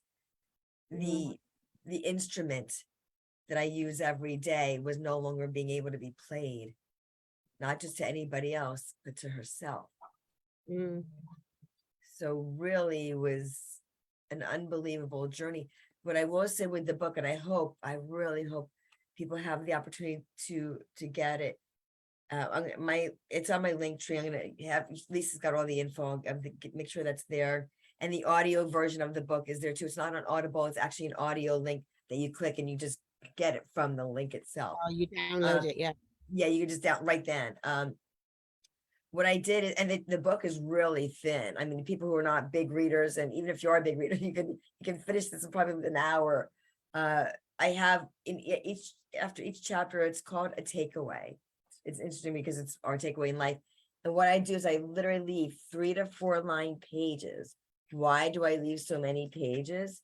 Not just for the sake of it, but because I want the reader to date it. So were you on August 26, 2022, when you read this chapter, when you answered this question? Where are you 3 months from now, a week from now, 6 months from now, whenever you choose to go back and answer it again, to see how you are evolving? Because as human beings, we are constantly evolving. There's a gal that I met not long ago, and she happened to be on a Zoom. She wasn't even in my state. I didn't know her. She said, Renee, somebody recommended your book to me. I said, oh, that's great. She goes, I have so many books at home. Yours is on my nightstand, and I do one of your exercises every night. And it has helped me so much in my own journey. Had no idea who she was. This same girl ended up on another call from a completely different group. Again, why she kept being dropped into my space, I now know. And she kept speaking about how much this is helping her. My point is that you don't know what lives you are going to touch. That this is a book that she is taking with her into her bedroom, into her room to do an exercise at night so she can date and go back to the exercise and see where was I when I last answered this question. Because we never give ourselves enough credit from where we were to where we are today. We're looking at everybody else's reel of their life on social media. Where is your REAL of life? And don't compare. Your journey is not somebody else's journey. It is yours, and they are on their own too. So the journey of finding your voice, the reason I wrote Unlock Your Chains and Unleash Your Greatness, it is my own chains that I was bound up in. It's also my own greatness to unlock and unleash unto the world to serve them in a greater way. And where are you in your journey of finding your voice? And what part are you not sharing? So I do one-on-one coaching. I also do group coaching. I have a Facebook group. I'm on social media. Everything is on my link tree.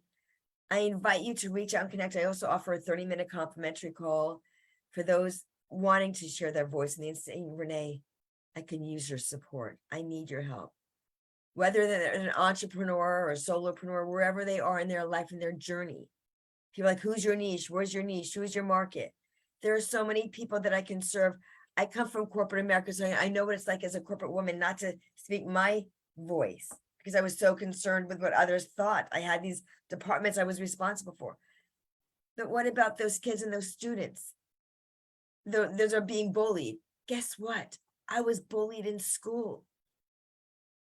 So if there's a student out there listening or a mother or father that has a youth that they know, oh my gosh, they're not speaking at home. They're in their room all the time. I don't even know what's going on with them anymore.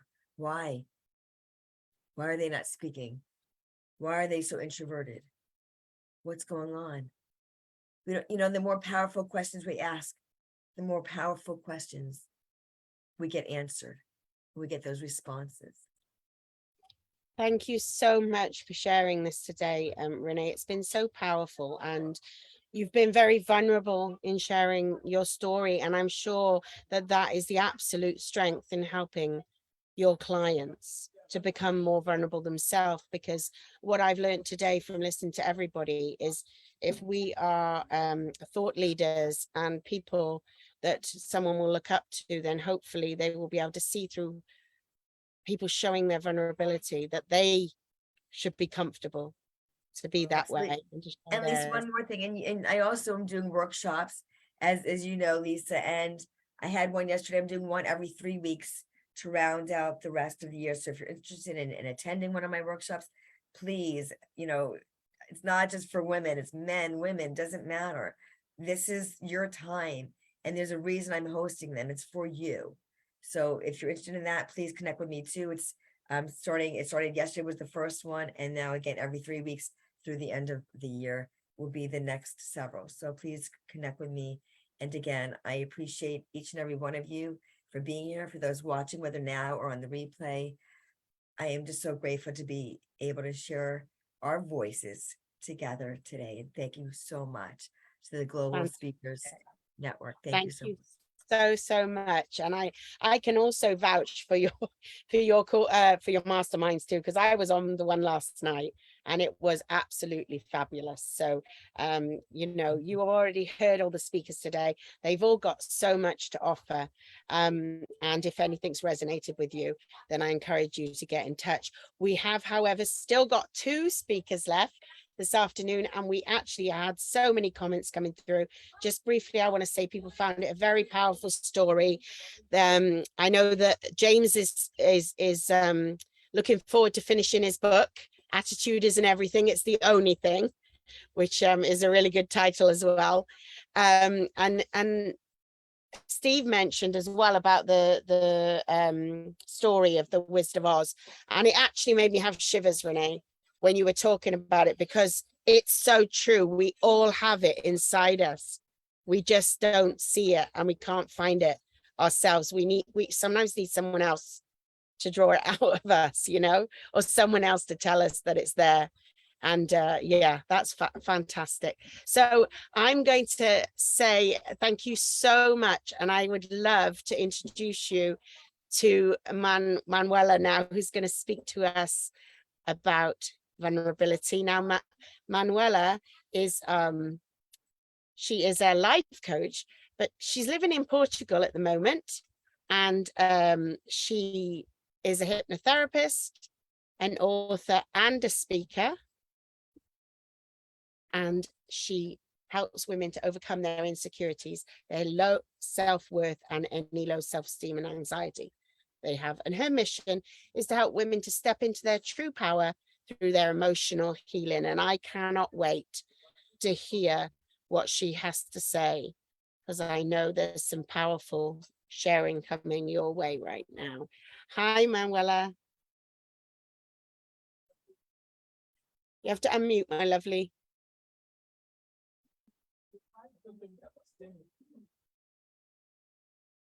Let me see if I can do it. Okay. You got it. So much has been said. Powerful insights, powerful messages, powerful stories. And actually, my day today is to help women through emotional healing. And this is because they actually disconnect themselves from themselves. They get disconnected, and when they come to me, we go layer by layer, and I help them be vulnerable. So they have to have this kind of rebirth.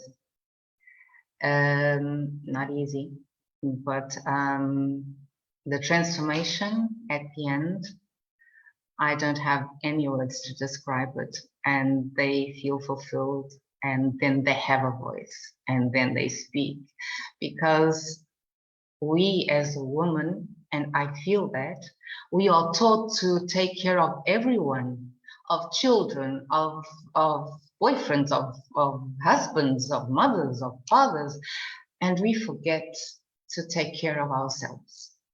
And through our lives, we are expected to do all of this, and we just forget about ourselves. And the question is why? Yeah, you're absolutely right. And what I wanted to ask you was, we've talked about vulnerability and how important it is. So why do so many people think it's the weakness, do you think? Is it a weakness? No. The way I see it, vulnerability is our inner power, our strength. Society really wants us to think otherwise, because it's easier to manipulate, it's easier to tell us what to do, it's easier to tell us that we have to act in a certain way, dress in a certain way, do things in a certain way. And then we are so afraid of judgment. We are so afraid of this and of that. And our fears don't let us live. And we get disconnected. So we may pretend that we are okay, but in the end, or at the end of the day, our body hurts. Our head, we might have a headache, we might have our back hurting, and our body is speaking to us. And if we don't listen to it, we may get sick. But then there are always drugs, there are always pills, there are always other things that we can run to so that we can calm our emotions or calm our symptoms. And then our body is struggling to tell us exactly what to do, but we don't listen to that inner voice, because it has been said here, we tend to ask children to be quiet. Don't do this. Don't speak loud. Don't cry. And are we robots? We are humans. So being vulnerable is stepping into our power, because when we are vulnerable, then we start growing our boundaries around us, and we teach people how we want to be treated, and we give them the possibility to become better people. Because if I can tell you that the way you're speaking to me hurts me, and if I can tell you this, then you can also grow as a person. But if I'm not vulnerable, I will never be able to tell you this, but I have to have courage. I have to be bold, and I have to be fearless.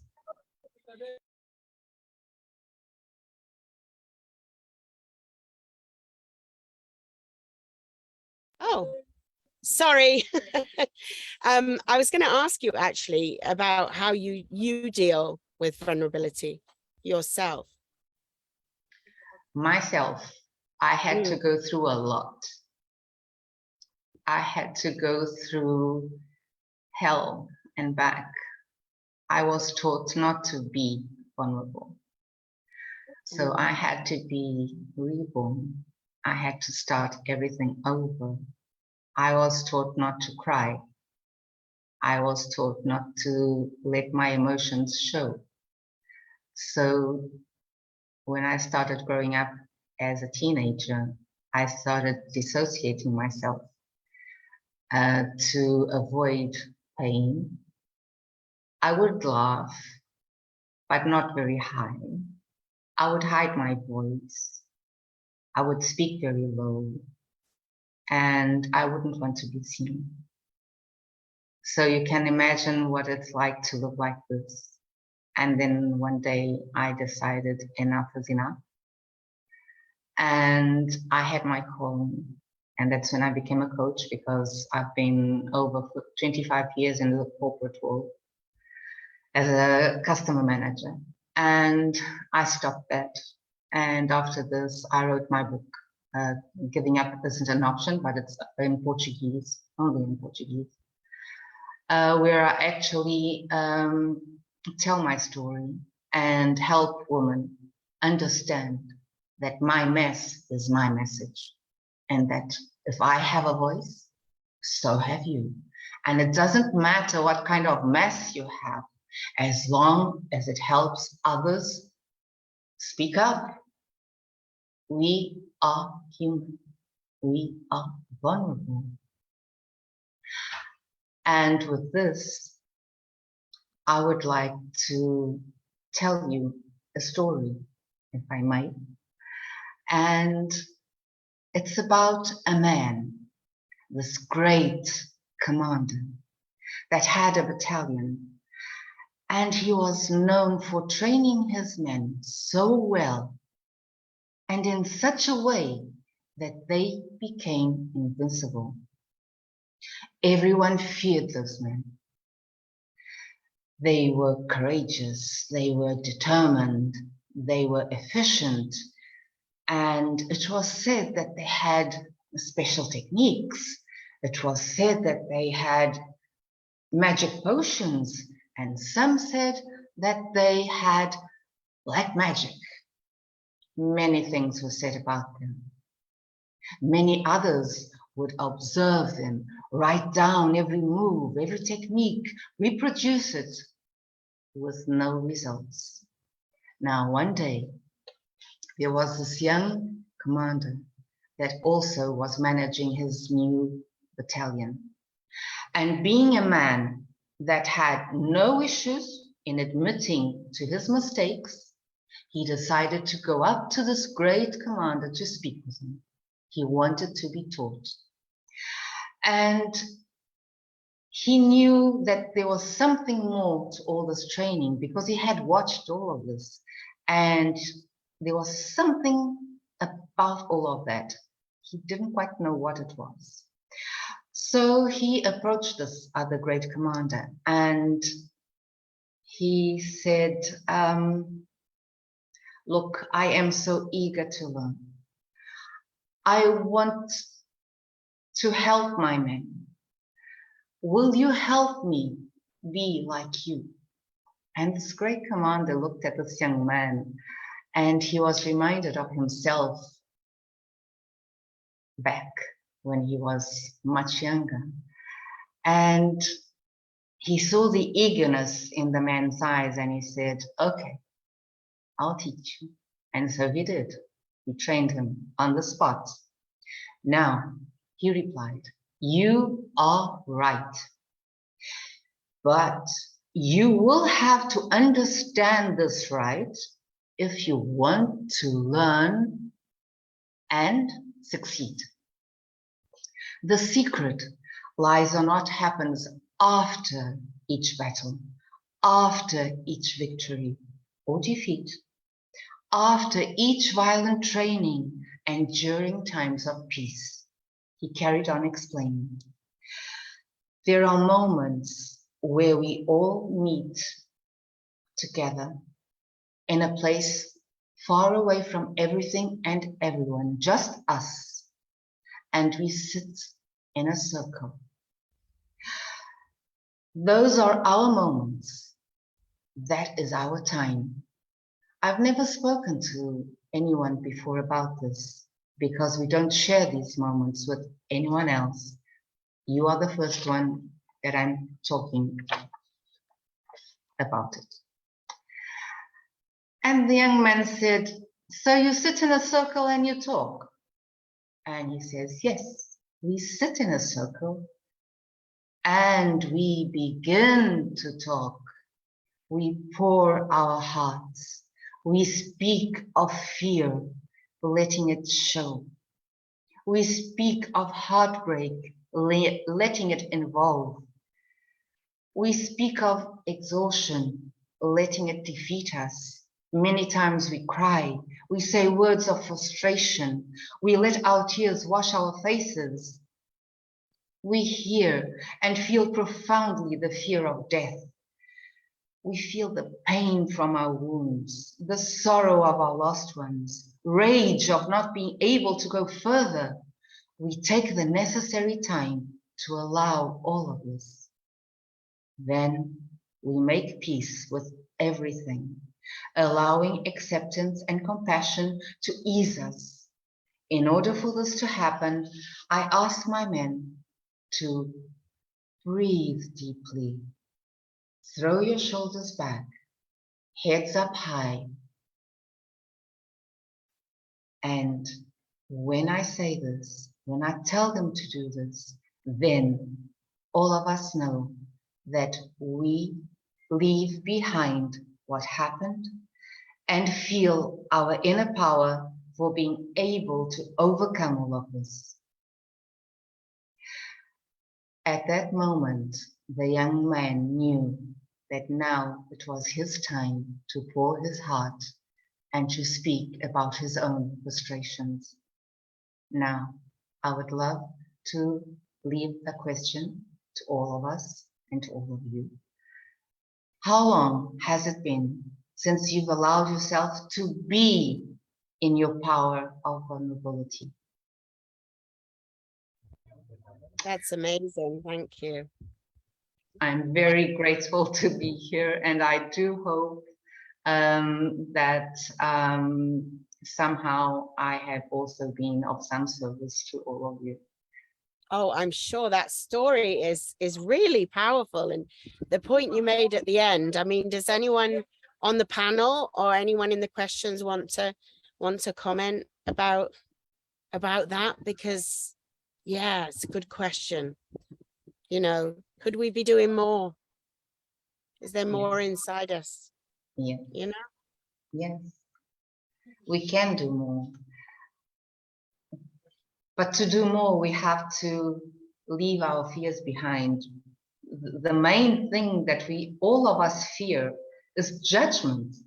We want to be heard in a safe place without judgment.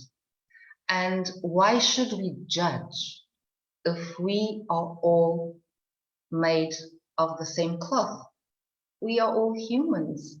Each one of us has a different way of seeing and of speaking, but our emotional, our spiritual side, it's the same. We are spiritual and emotional beings, so we have to be vulnerable. Otherwise, we will turn ourselves into robots. And I'm sure that's not what we want. We want to connect. No, that's right. We're all so unique. And let's look at some of the comments. It's been amazing. Again, your story has really touched people. That story is so deep. The power of vulnerability is inside ourselves. Why should we judge? Yeah, this is a good question. Why should anyone judge? I'm seeing that people are making themselves vulnerable on the chat and saying how they felt. You mentioned about your childhood, and one of the people has said here, as a child, I did not want to bother anyone else. I wanted to be invisible.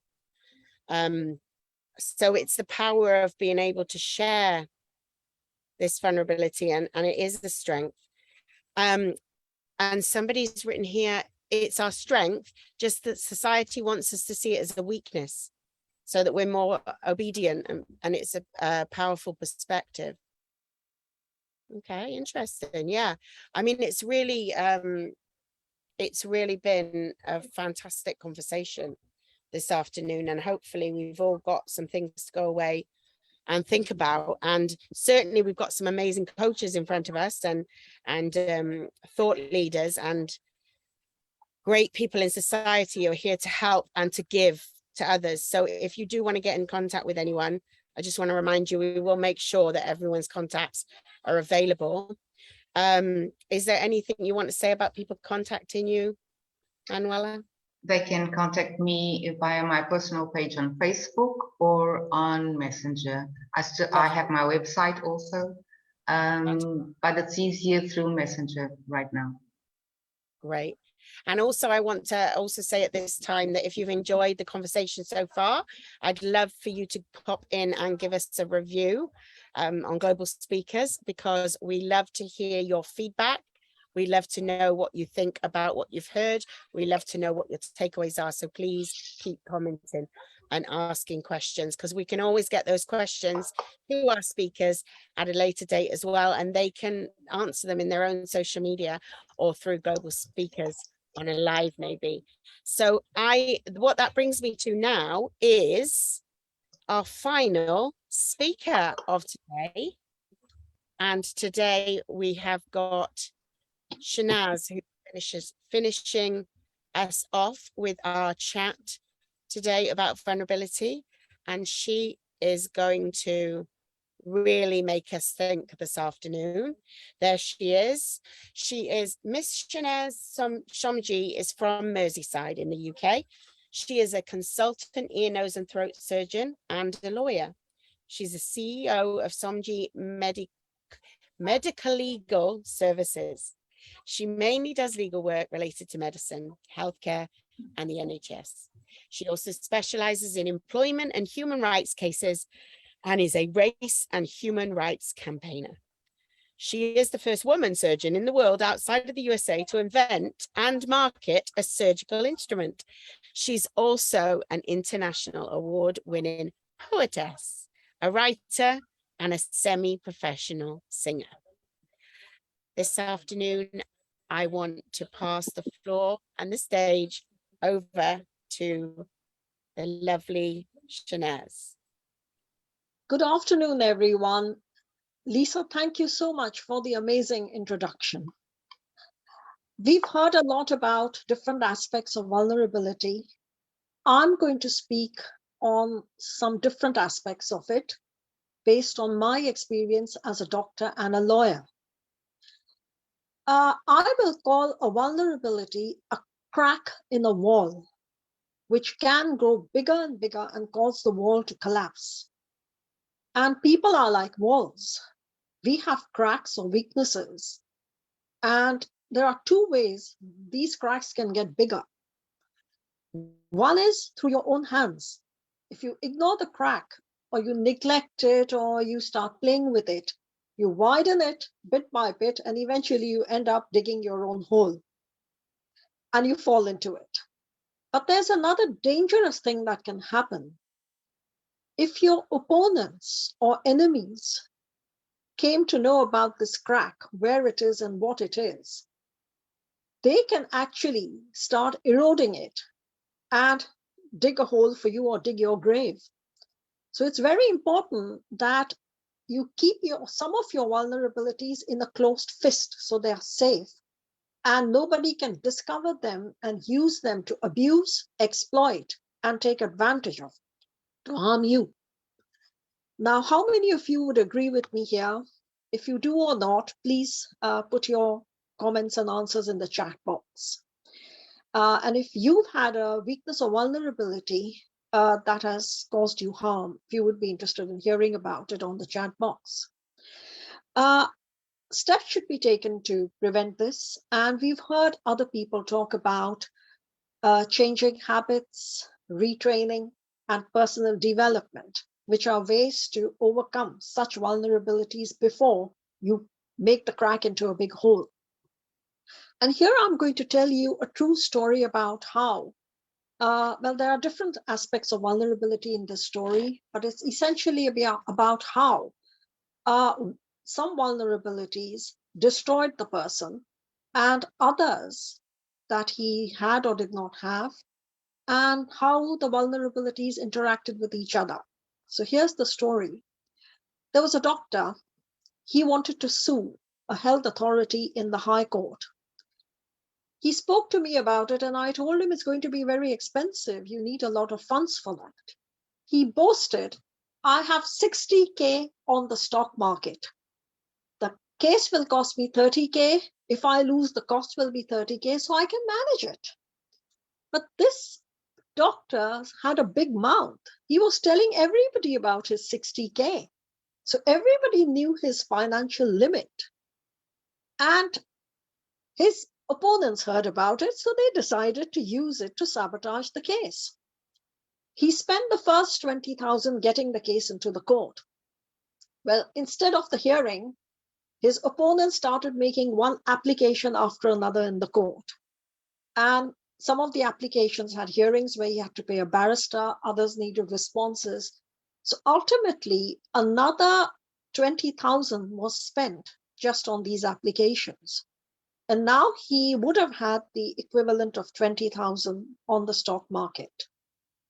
Well, just about that time, the stock market crashed. And his shares became worth not 20, but about 8 or 10.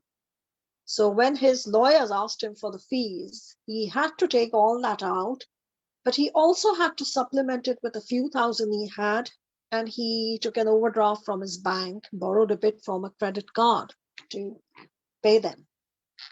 On the day of the trial, the other side comes, and the barrister sweetly tells the judge that this case is frivolous, vexatious, he's likely to lose it, it has no prospects of success, but the health authority is defending this with money which is used for patient care, which was not true. And they said that if he loses, he won't be able to pay costs, and patients and the public will lose out on healthcare because of the money we've spent.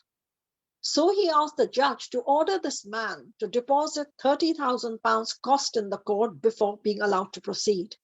And the judge went along with it, and he asked him to do this.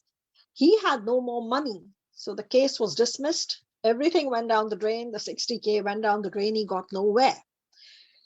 So having a big mouth and being overconfident about it were two very serious flaws or vulnerabilities he had. And here you're looking at not one vulnerability. One was the 60K limit. Now, he regarded that 60K as his financial strength. But it was not a strength, it was his weakness because it had a cap.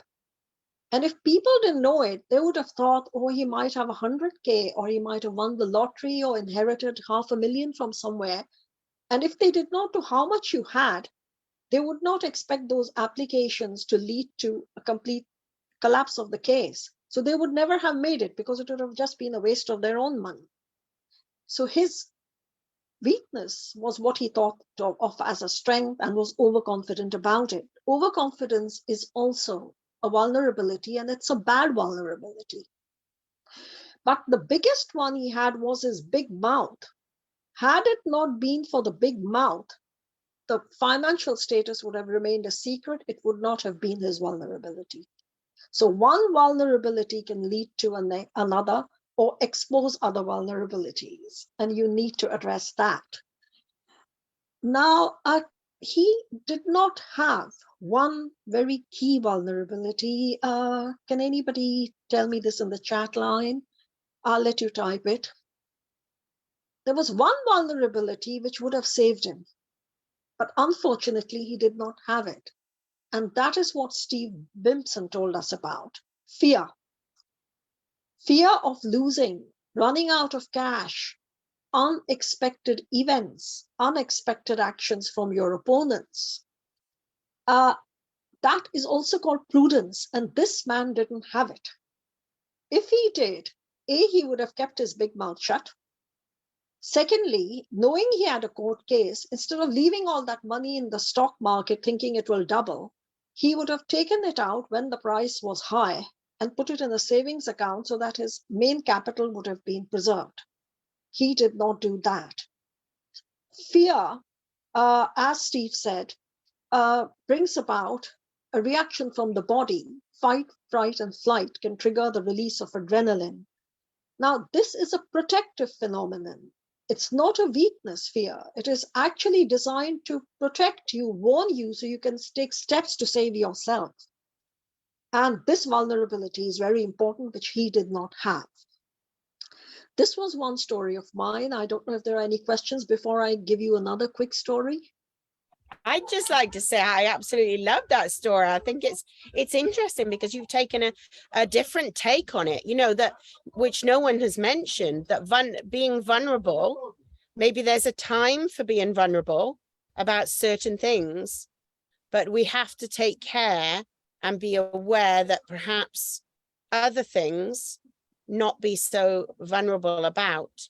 I think that's an interesting perspective. But I think what was very interesting about your character was the lack of fear, you know, that he was so, not only was he being very open and vulnerable, but he had no understanding of the consequences of being vulnerable in the way he was being, which to me was not so much vulnerability, but more almost just oversharing, just wanting everybody to know that he's wealthy and not, you know, I think I don't think he's coming from a vulnerable place saying that. I think he wanted to share it. I don't think there was ever any question that he was, that it was, but it did make him very vulnerable to attack. So very good, very interesting. Yes, I think there may have been two other characteristics he may have had that I don't know of, but because I cannot read his mind. Maybe he was greedy about making more money in the stock market and left it there, in which case greed would be a vulnerability. The other was that this chap, essentially, he was boastful as well.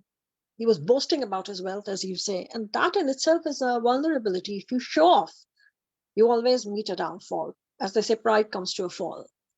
Well, that brings me to the second story, which is very different. And here I'm going to talk about how a vulnerability can be a very powerful strength.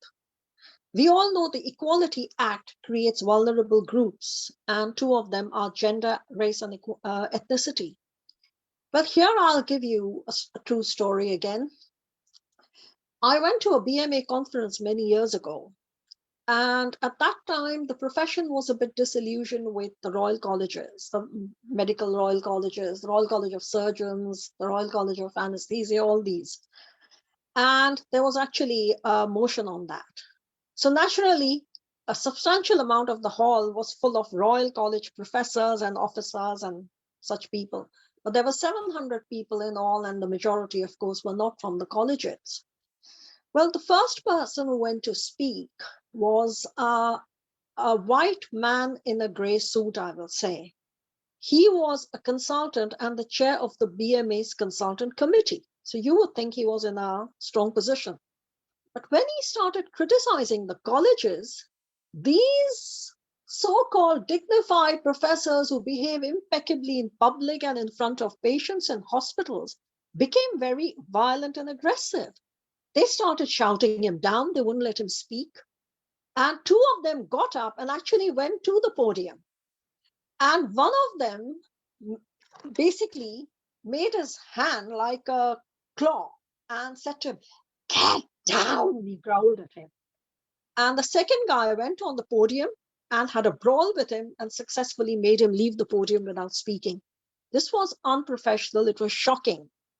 But this guy was not allowed to have a say. And I started thinking, I'm a woman, I'm non-white. What will they do to me? Will they eat me up? Especially as I intended to be very sharp and very hard-hitting with strong language, like abolish the royal colleges and demolish them. That was one of the things I was going to say.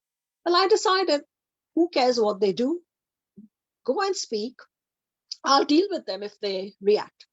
So I went and I made my forceful speech. And believe it or not, they were absolutely quiet.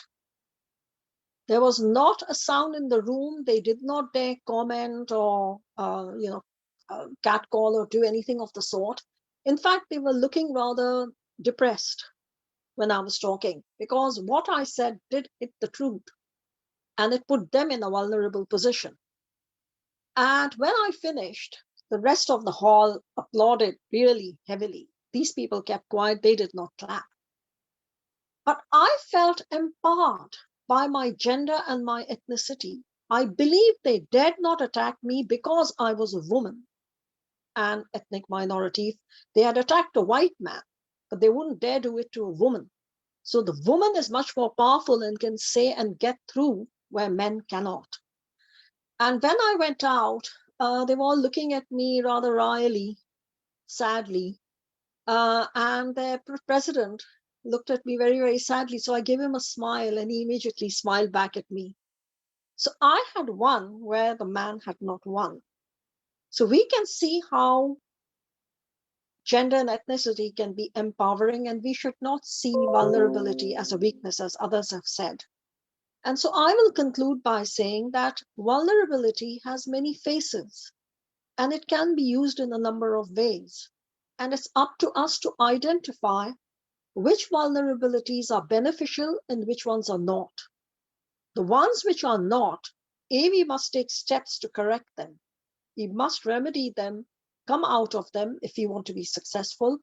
But until we do, they must be kept confidential. They mustn't be released or people will use them against you. And the others are where you think that you're vulnerable, but you are not, like your physical appearance and other attributes. Use them to your advantage, see them as your strength, not your weakness. I'll be happy to take any questions or comments. I think we've got time. So those who just put them on the chat box, maybe Lisa, you might want to read some of the questions out. Yeah, that's a great, I love what you said at the end there. I mean, that was a really, really valid point. Absolutely. So we've got, people picking up on the fact that, I mean, Manuela said that he was showing his ego, the first man in the story, and greed is ego, and and that's why, when people need to prove or show things, it's coming from the place of his ego being higher, Steve thought it was a really interesting, different perspective on vulnerability. Like I said to you, it was indeed very thought-provoking. It definitely resonated with me and took me to some stories that have happened in my own life, where I see situations where sometimes when you're too vulnerable, it can work against you. It's interesting. But at the same time, you've got to have the right mindset about it too, haven't you? Which is interesting, Shehnaz. I love the contrast of the two stories. Then we've got Andrea saying wonderful perspective, that the woman is protected and be allowed to say what she needs to say. And she said, with great education comes great ego. Not necessarily. I would say that, yes, this one doctor had ego. I don't see myself as having an ego, because I believe that the successful man is one who has the horsepower of an optimist, but the emergency brakes of a pessimist. And I try and apply my emergency brakes whenever I can. When I anticipate that something is getting over the top or whatever, I start stepping on the brakes. But this can be something which, yes, some educated people become overconfident, over smart. And at the end of the day, what is smartness? You've got a perpendicular line. One side of it is smartness, the other is stupidity. You start at the bottom of smartness, but when you reach the peak, then you have to be careful. You have to apply brakes. Otherwise, if you tip to the other side by being over clever and over smart, you're actually stupid and very stupid. And that applies to both educated and non-educated people. I think that is such a valid point. I 100% agree with you, actually. That was a really good analogy. That's exactly what I was about to say. Somebody said the same thing as me and said powerful. And also, I think what's interesting about vulnerability, somebody's written here as well about that they heard that there's a time to be vulnerable and a time when not. I was thinking when I went to what's happened in my life, I thought about times when sometimes we don't know that we have to be more vulnerable about some things and less vulnerable about others. We don't know how to decide or how to define them. So we could make mistakes and make ourselves vulnerable in this situation. But if we'd only told about this vulnerability, it would have been a good thing. So, you know, I know that that can happen in people's lives. And what I find interesting about vulnerability is if you're authentic and if you're honest and you are the person that you are and you accept yourself for who you are and you love yourself with all the self-confidence and self-esteem, then you're going to be more comfortable making yourself vulnerable under any circumstances, because you're going to know that even if it brings you something adverse, I think you can handle it.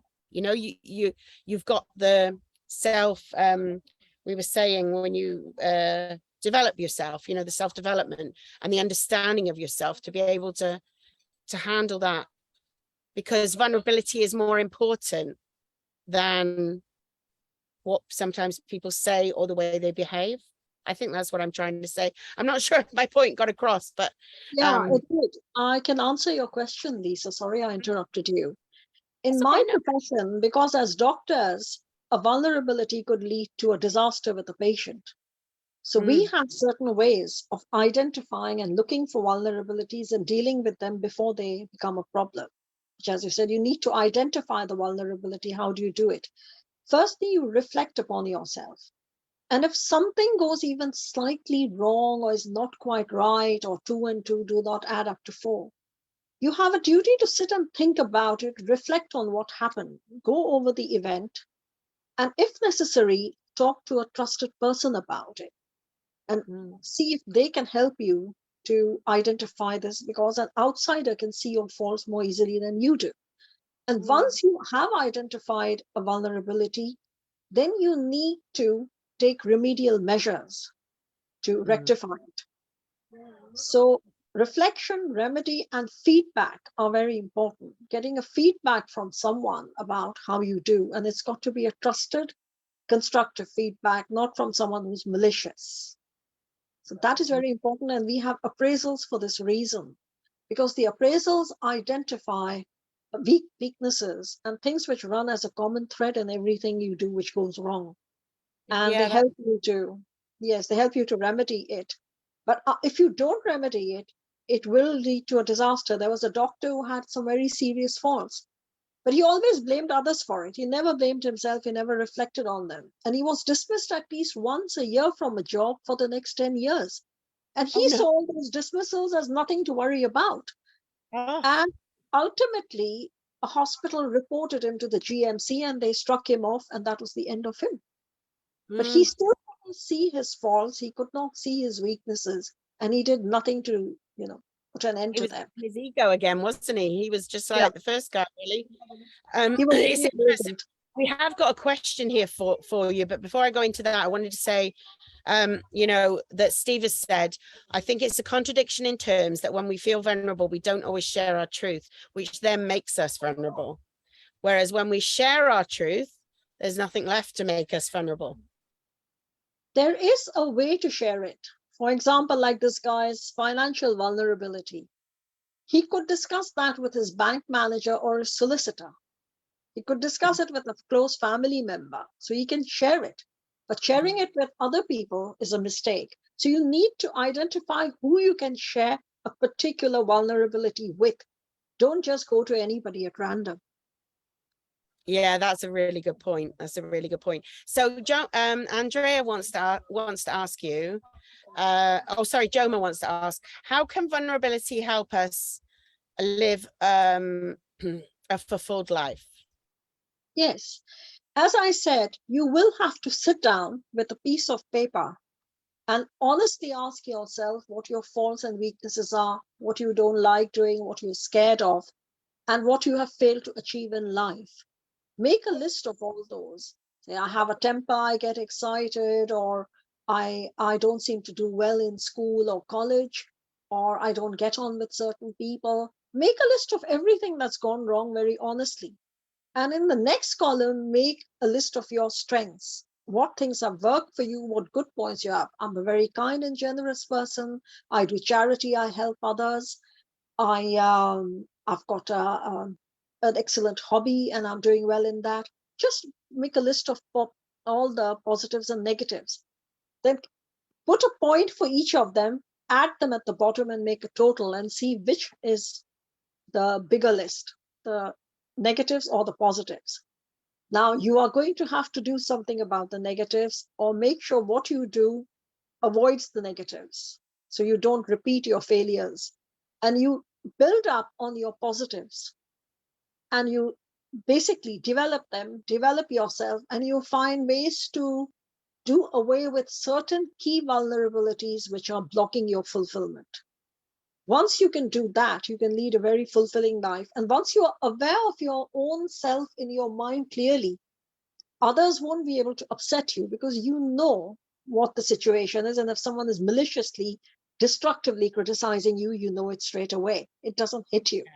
I know what I am. I know where I stand. This is what my feet look like. This is what my face looks like. I'm not going to let anybody mislead me. But if somebody is saying something sensible, I'm able to judge that and act on it. Yeah, and I think that was a little bit of what I was trying to say earlier with the fact that, you know, if you know yourself really well and you've gone through that searching of yourself, and I love what you say about writing it down. And I think as well, another thing that you could do is balance them. So even if you have got negative ones, perhaps you could bring them, work on yourself and bring them more towards being the positive aspect of that, Yes. you know. Definitely. Now, actually, Joma wanted to put that question to the whole panel. So is there anybody else who wanted to talk about how they think they could live a more fulfilled life? Is there anyone else that wants to jump on that? Steve, just unmute yourself a minute. Well, yes, relating a little bit to the last comment I had, really, you know, feeling fulfilled is sort of kinds of comes from doing things, and often it's from helping and working with other people. And something Renee said earlier, she kind of used a phrase that said a quote from Marianne Williamson about, you know, when we behave in a certain way, it inspires people to go off and do the same thing and to follow our lead. And I think, you know, vulnerability comes often because we're not wanting to show something, just we're worried about the reaction. That makes you more vulnerable. If somebody discovers it or finds out about it or catches you out, it makes it even worse. Whereas actually once you share, there's nothing that can hurt you anymore. You've already put it out there. Nothing can come back to hurt you. And if you kind of lead from that example and people start to be inspired to do similar things, that then becomes something that, you know, we're all coaches or coachy type people. You know, our business is about helping others. And I'm sure that I'm like everybody else. We get fulfilled when we see other people doing something and getting a benefit from, you know, from the help that we've been able to provide. If they've taken something, run with it, and got a great result, a transformation, whatever that might be, that's a fulfilling thing. And I think if we lead by example, then that becomes a powerful message too. Thank you for sharing, Steve. That's great. I know, Manuela, you wanted to jump in and say something lovely. Can I just, sorry, interrupt, because I've just seen Steve's question on the chat line. And as he said, if you expose a vulnerability, it ceases to be a vulnerability. That is one of the examples of where a blackmailer can get you. If you put yourself in a position where you have a weakness that somebody threatens you with, you become prone to blackmail. But once the truth is out, nobody can do that to you. They can't harm you. So there are certain things which are best, actually, as Steve said, let out, because then they cease to be vulnerabilities. Thank you. That's so true. It's very interesting. There's a juxtaposition there, isn't it? It's very interesting discussion. I wanted to come back to you anyway, Shehnaz, because I wanted to say thank you so much for everything you've shared today. It's been absolutely amazing. And I wondered if you had anything else you wanted to share with the audience before I go to Manuela on that question, because there is another one that's come through that I want to ask the panel. Yes, I do. I find that in the things I do, I come across two types of people: supporters and enemies, people who try to bring you down. I founded a trade union, Locum Doctors Association, and the big monopoly trade union, BMA, became my enemy because I was upsetting their apple cart. So you will find that throughout life, there will be people secretly planning to constantly bring you and your organization or business down. And you've got to be alert. You've got to have these antennae around you all over, all the time, and be very receptive to even slight changes. When something is going to go wrong, you get a notice of it. Nature has a way of it. Either a person blurts something out, or you hear something which is worrying, or you see something, or you feel something isn't right.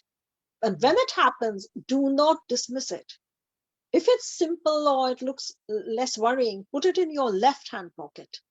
But don't ignore it, because a time may come when you will come across more of that, and the left-hand pocket content will have to be taken out and put into your right side pocket to use.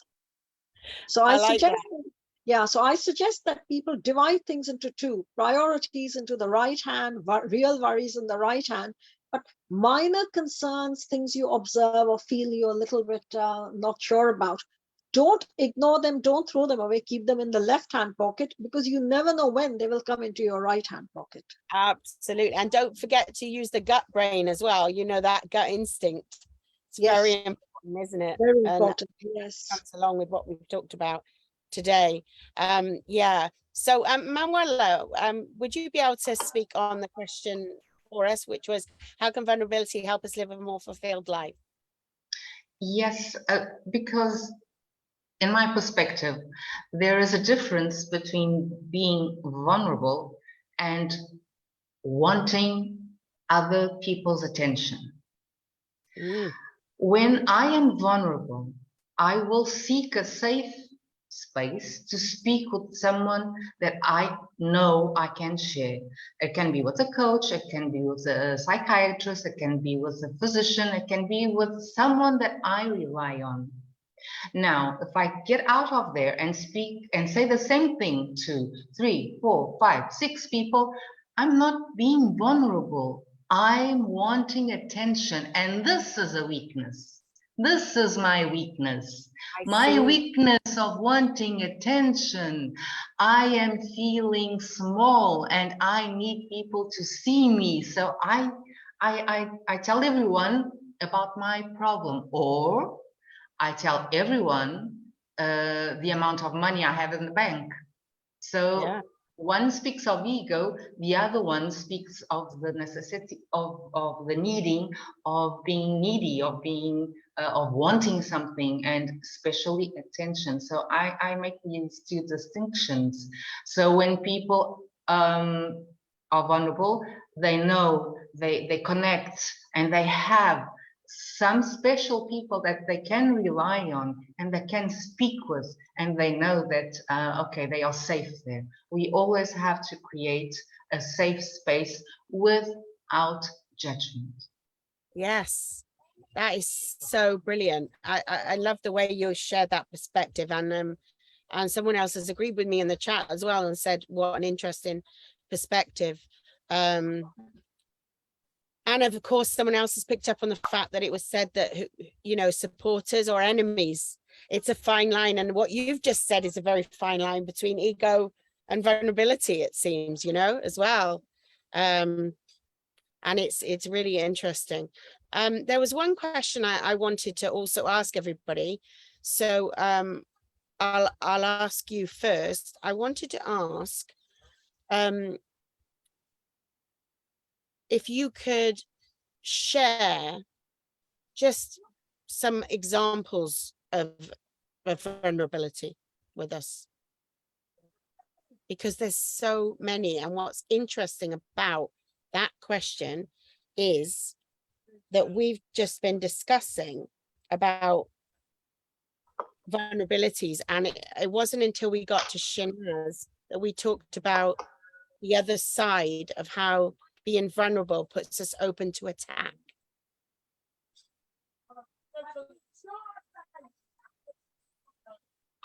Can you hear me? I was hearing another voice.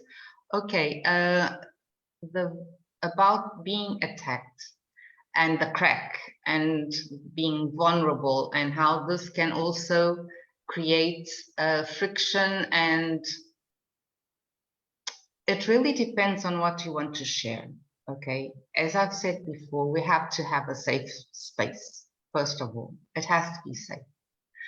And many times people, because they don't connect, they don't have friendship, they don't have real friends, you know, they get depressed. And then with depression, they speak to everyone, to anyone, because they have the need of.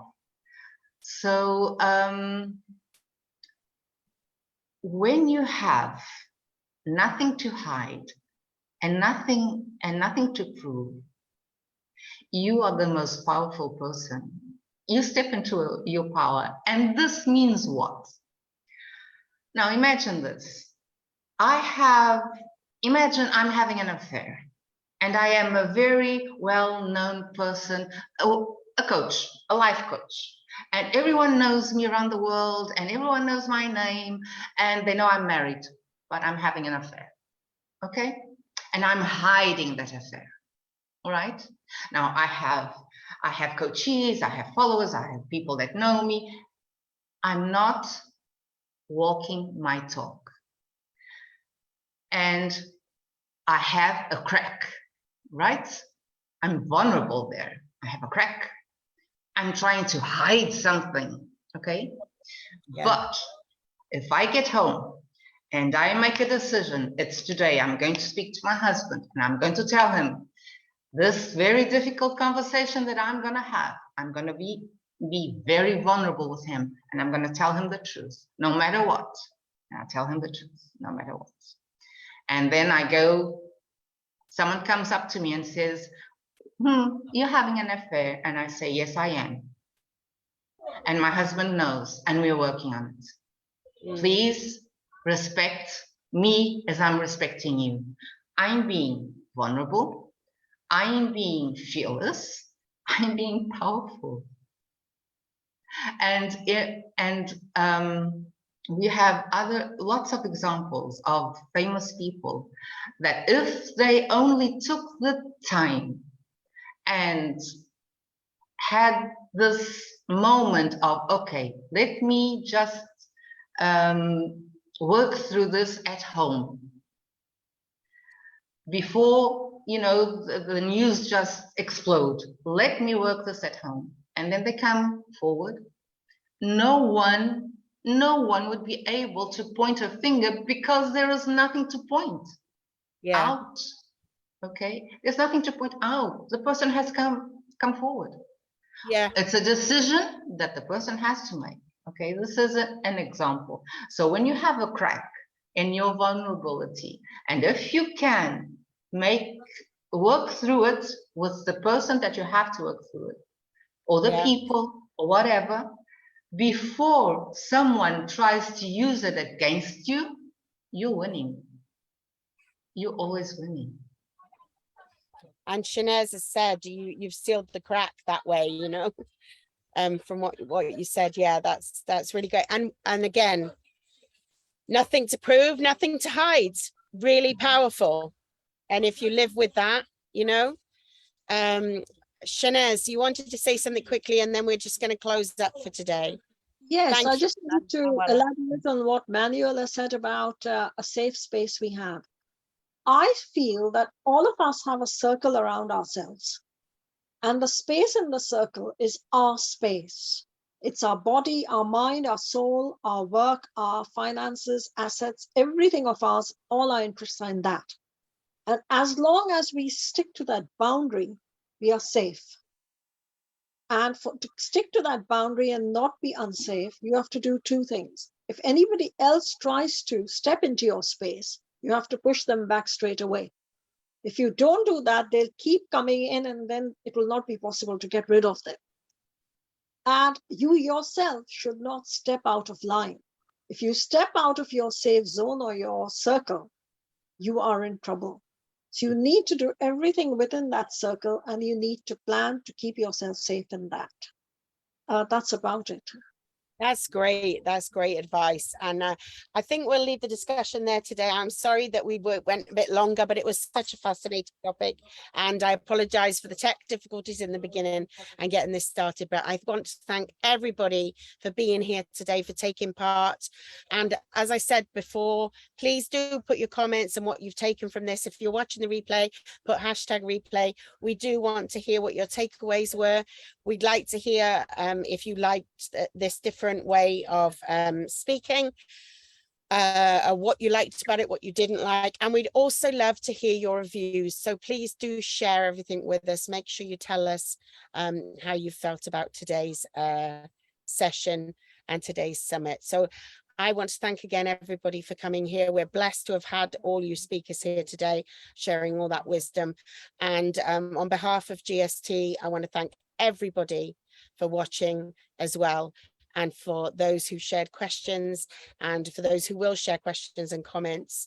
I appreciate you. And remember, you can reach out to everyone on our panel today. Their connections will be in the chat, so you know where you can find them. And I'm just going to bid everyone a farewell and say thank you for joining us this afternoon. And I hope you've enjoyed our discussion about being vulnerable. Take care, everyone. Bye-bye.